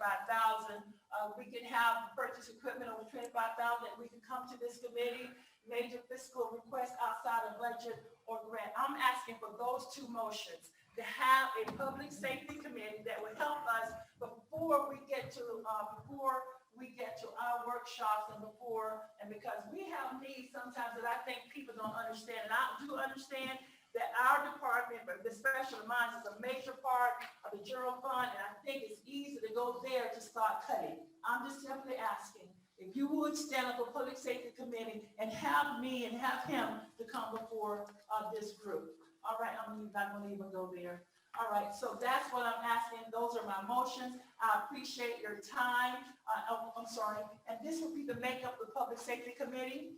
City council member plus mayor ex facto, police chief or designee, the unions that we have, the resident, 2 residents, should be 2 persons of the city council, business person and a residential person, and assign the committee of those duties and responsibilities. Those are my 2 motions that I'm asking that the city council will put forth on Monday for Public Safety Committee and allow me to initiate what you have in front of you today. Ms. Happenberger, I'm so sorry, but I really think it was need for city council. Are you all okay? Y'all not upset and mad with me because we went this long. No. All right. Okay, now it's on you to have any questions of yourself. Okay, first off, council, anybody got anything they want to? Mr. Mayor, I just want to thank the police chief and officers that came tonight and the citizens who also sat through the presentation. It was lengthy, and that does show that they care. And so I appreciate them. And I appreciate Chief, you and your department. So.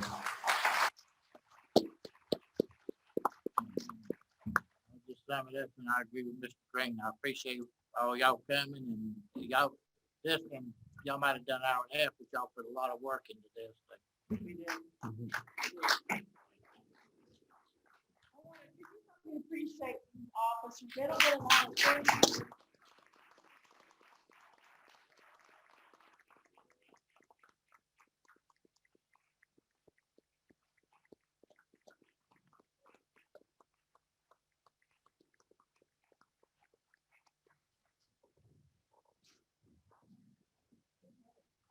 Okay.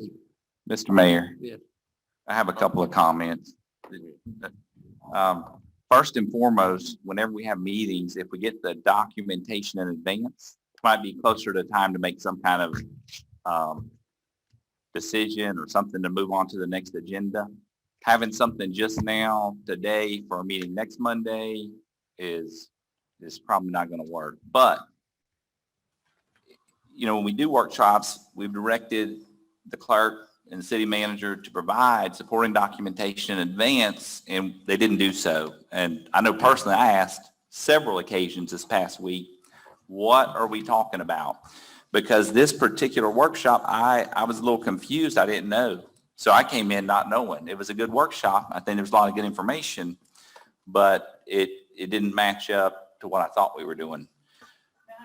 And just one moment, please. And so when we have something, I thought we'd get a presentation like this, and I thought that's good because this is the information we need to kind of have an idea what to get on an agenda to make a decision on. But there's going to be more input from the community than just going next meeting and approving that, in my opinion. I could be wrong, but go ahead. I just want to say in defense of Audrey and Mr. Heffenberger, providing that to you was the last minute, as a matter of fact, just yesterday with that. I'm serious, just yesterday.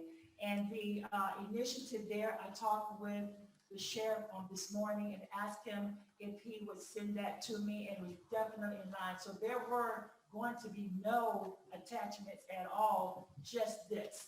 But then when we looked and saw that, we're going like, well, maybe we should go ahead and give that to them, let them see it, because I'm glad we did. Because when I saw how dark it was, I'm glad we did make copies.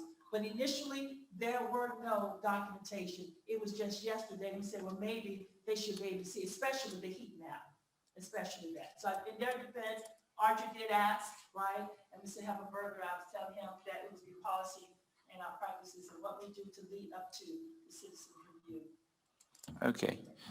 Mr. Mayor, one more question here. I know we showed some video from past council meetings, and the one with Ms. Jernigan still touches me as well. I know as of that meeting, she had requested back in October some documentation through public records request, which I confirmed through the city clerk had not been provided as of that date, as of the February 1st date. Isn't that correct, Audrey?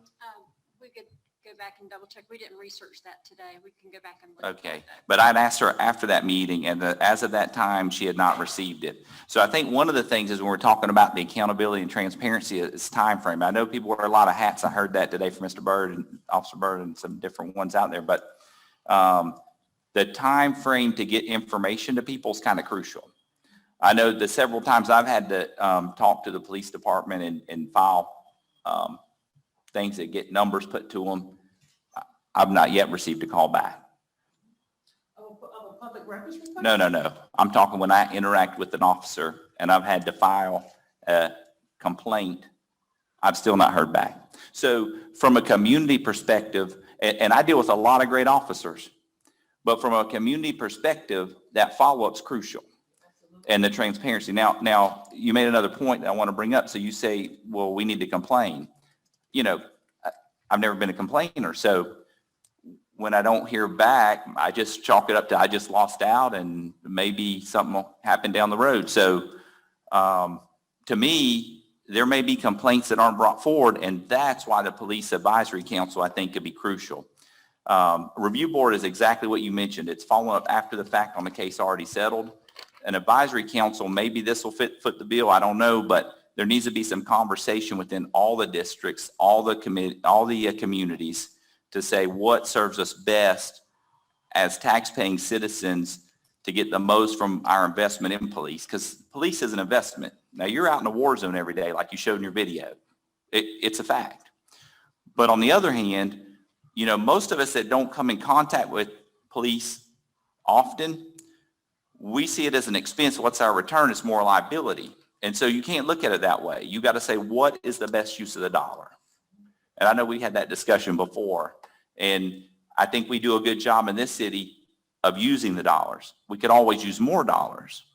But that's my only comment right now, Mr. Mayor. Okay, anybody else on council? Okay, and we do have public comment. Has anybody got a burning desire to speak tonight, or they've been here long enough? Huh? Okay.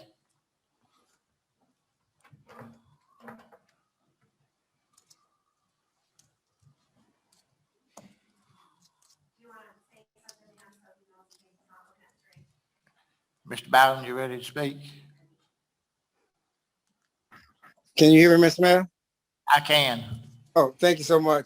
Mr. Mayor, City Council, I would say that it was a very professionally presented workshop. The point I want to make, however, is, and it's just my considered opinion, that there's an elephant that was not in the room. And it's those people that don't have the trust. Those of us in the room, most of the people in the room have trust in the police department. But it's what about those other people?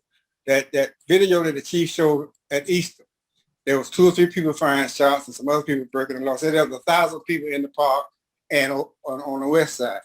Where I suspect that 90% of those people was just there. They was not necessarily causing the problem.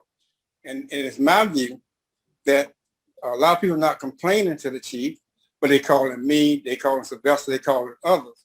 And as a result of that, people just not willing to come forward. And so until we develop some trust, and I'm not talking about trust between those of us who was in the audience, I'm talking about trust between those who we see speeding up and down the streets every day, those who we see on the corners every day, those people who we talk about on Martin Luther King and the scamming and all these other streets. We got to build up some trust with those people. Until we get that trust, there's not going to be any respect for the law enforcement officer. And I see that as a problem personally. I mean, I sat there and I listened and I was hurt and disappointed. I think I understand the chief feeling the need to come to their own defense. I get that. But I don't feel good about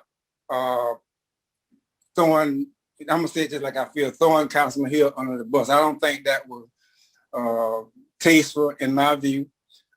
If I was on the city council, I would have resented that. I think that was a better way to do that. The back and forth that's going on between she and Sylvester, I understand that. But I think the city council need to understand that a lot of people calling a lot of folks and they talk and they complain to us about it, but they're not going to complain to the police department. I think the officer said they had 15 people that alleged going to come down with a complaint about an issue at Cedar Park, but only 2 or 3 showed up.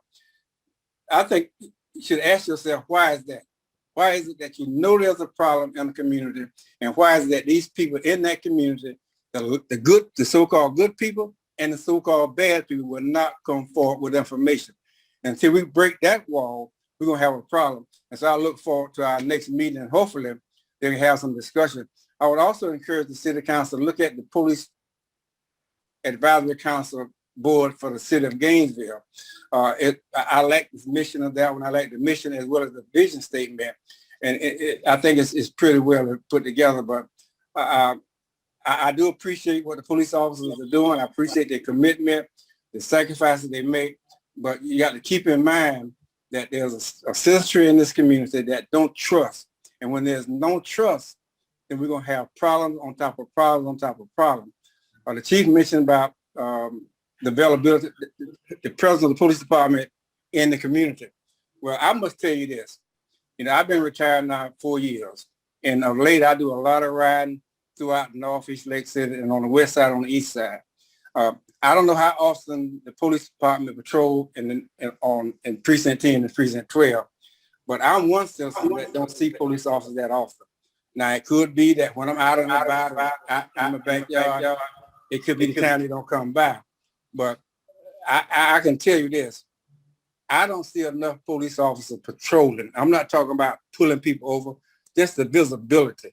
I've been going to the cemetery once daily now for the past 3 months. I come back through the west side, I go northeast, Lone Street, Wilson Street, all the northeast, the north and south streets. I can count on my hand in the run of a week how many times I see a police patrol car in my neighborhood. Now, if they get a call, they come, but just patrolling, just riding by, just being visible, I don't see that.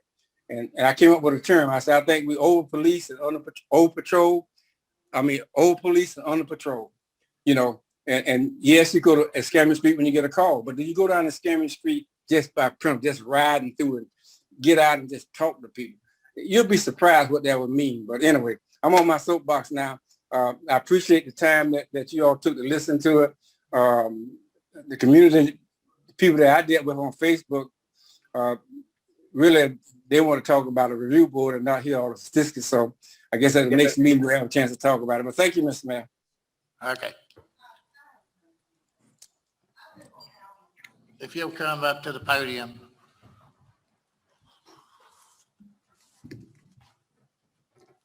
Mayor, Yes. we also need a name too, please. If you would give your name and address. Yes, my name is Crystal Constance, and I live at 678 Northwest Alma Avenue. And I just want to say that the police, they do have a presence over there. They do come through there, and people in the community have went down and spoke to the chief about the problems that we have over there. Now, it's just bad. But I just, want to say that when you call the police to come out there and they come through there, but that's about it. It's like, if they don't see anything, I mean, they're just not going to stop. But I think that if the streets is blocked and you can't get by, they should make people move, But, I'm just not going to sit here and let people say that, that they're not there, because they do come through there. And when they need to come and disperse the crowd, we're glad. I heard the gunshots. It woke me up. I've been afraid. And because next time, eventually somebody's going to get shot inside their house. And I don't want to get shot, and I don't want to see that to happen. So there needs to be some things, we have to do something, and the community has to do something too. So it's going to take us not fighting each other, but we need to come together and, come up with solutions that's going to work. And that's all I have to say. Thank you very much. Okay. All right. So I guess that's it. Mr. Mayor, there was a gentleman that had spoke earlier. It had his hand up to speak. Okay. Here's a young lady over here too. Okay, how many people would want to speak before we close? Okay, if y'all two will come over here to the podium and speak, and then we'll.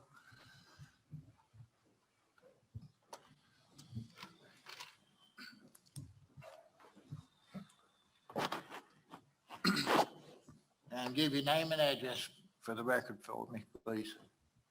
Tim Emai, 6580 Ball Farm Road. I enjoyed the presentation tonight. I know some of you on the council. I know a lot of the police people. I was the president of the Citizens Police Academy for 5 years. It's probably the best 5 years of my life, and had a ball with it. I suggest you all join it too, and get your city employees to go, or have them come over and teach you, because then you'll know what they do, what their world's about.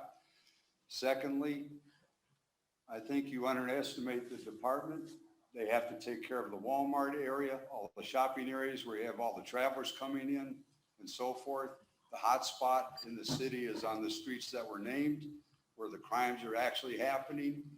Maybe you need to quit some wasteful spending and put some more money into the police department so they could have more officers to take care of that. And maybe then they can get out into the community, like the young lady said, drive by, stop, go out of the house, say, hey man, how you doing? And create that bonding of the community to the police. And then maybe they won't hate them as much. That's all I have to say. Thank you. Thank you. Okay. Next.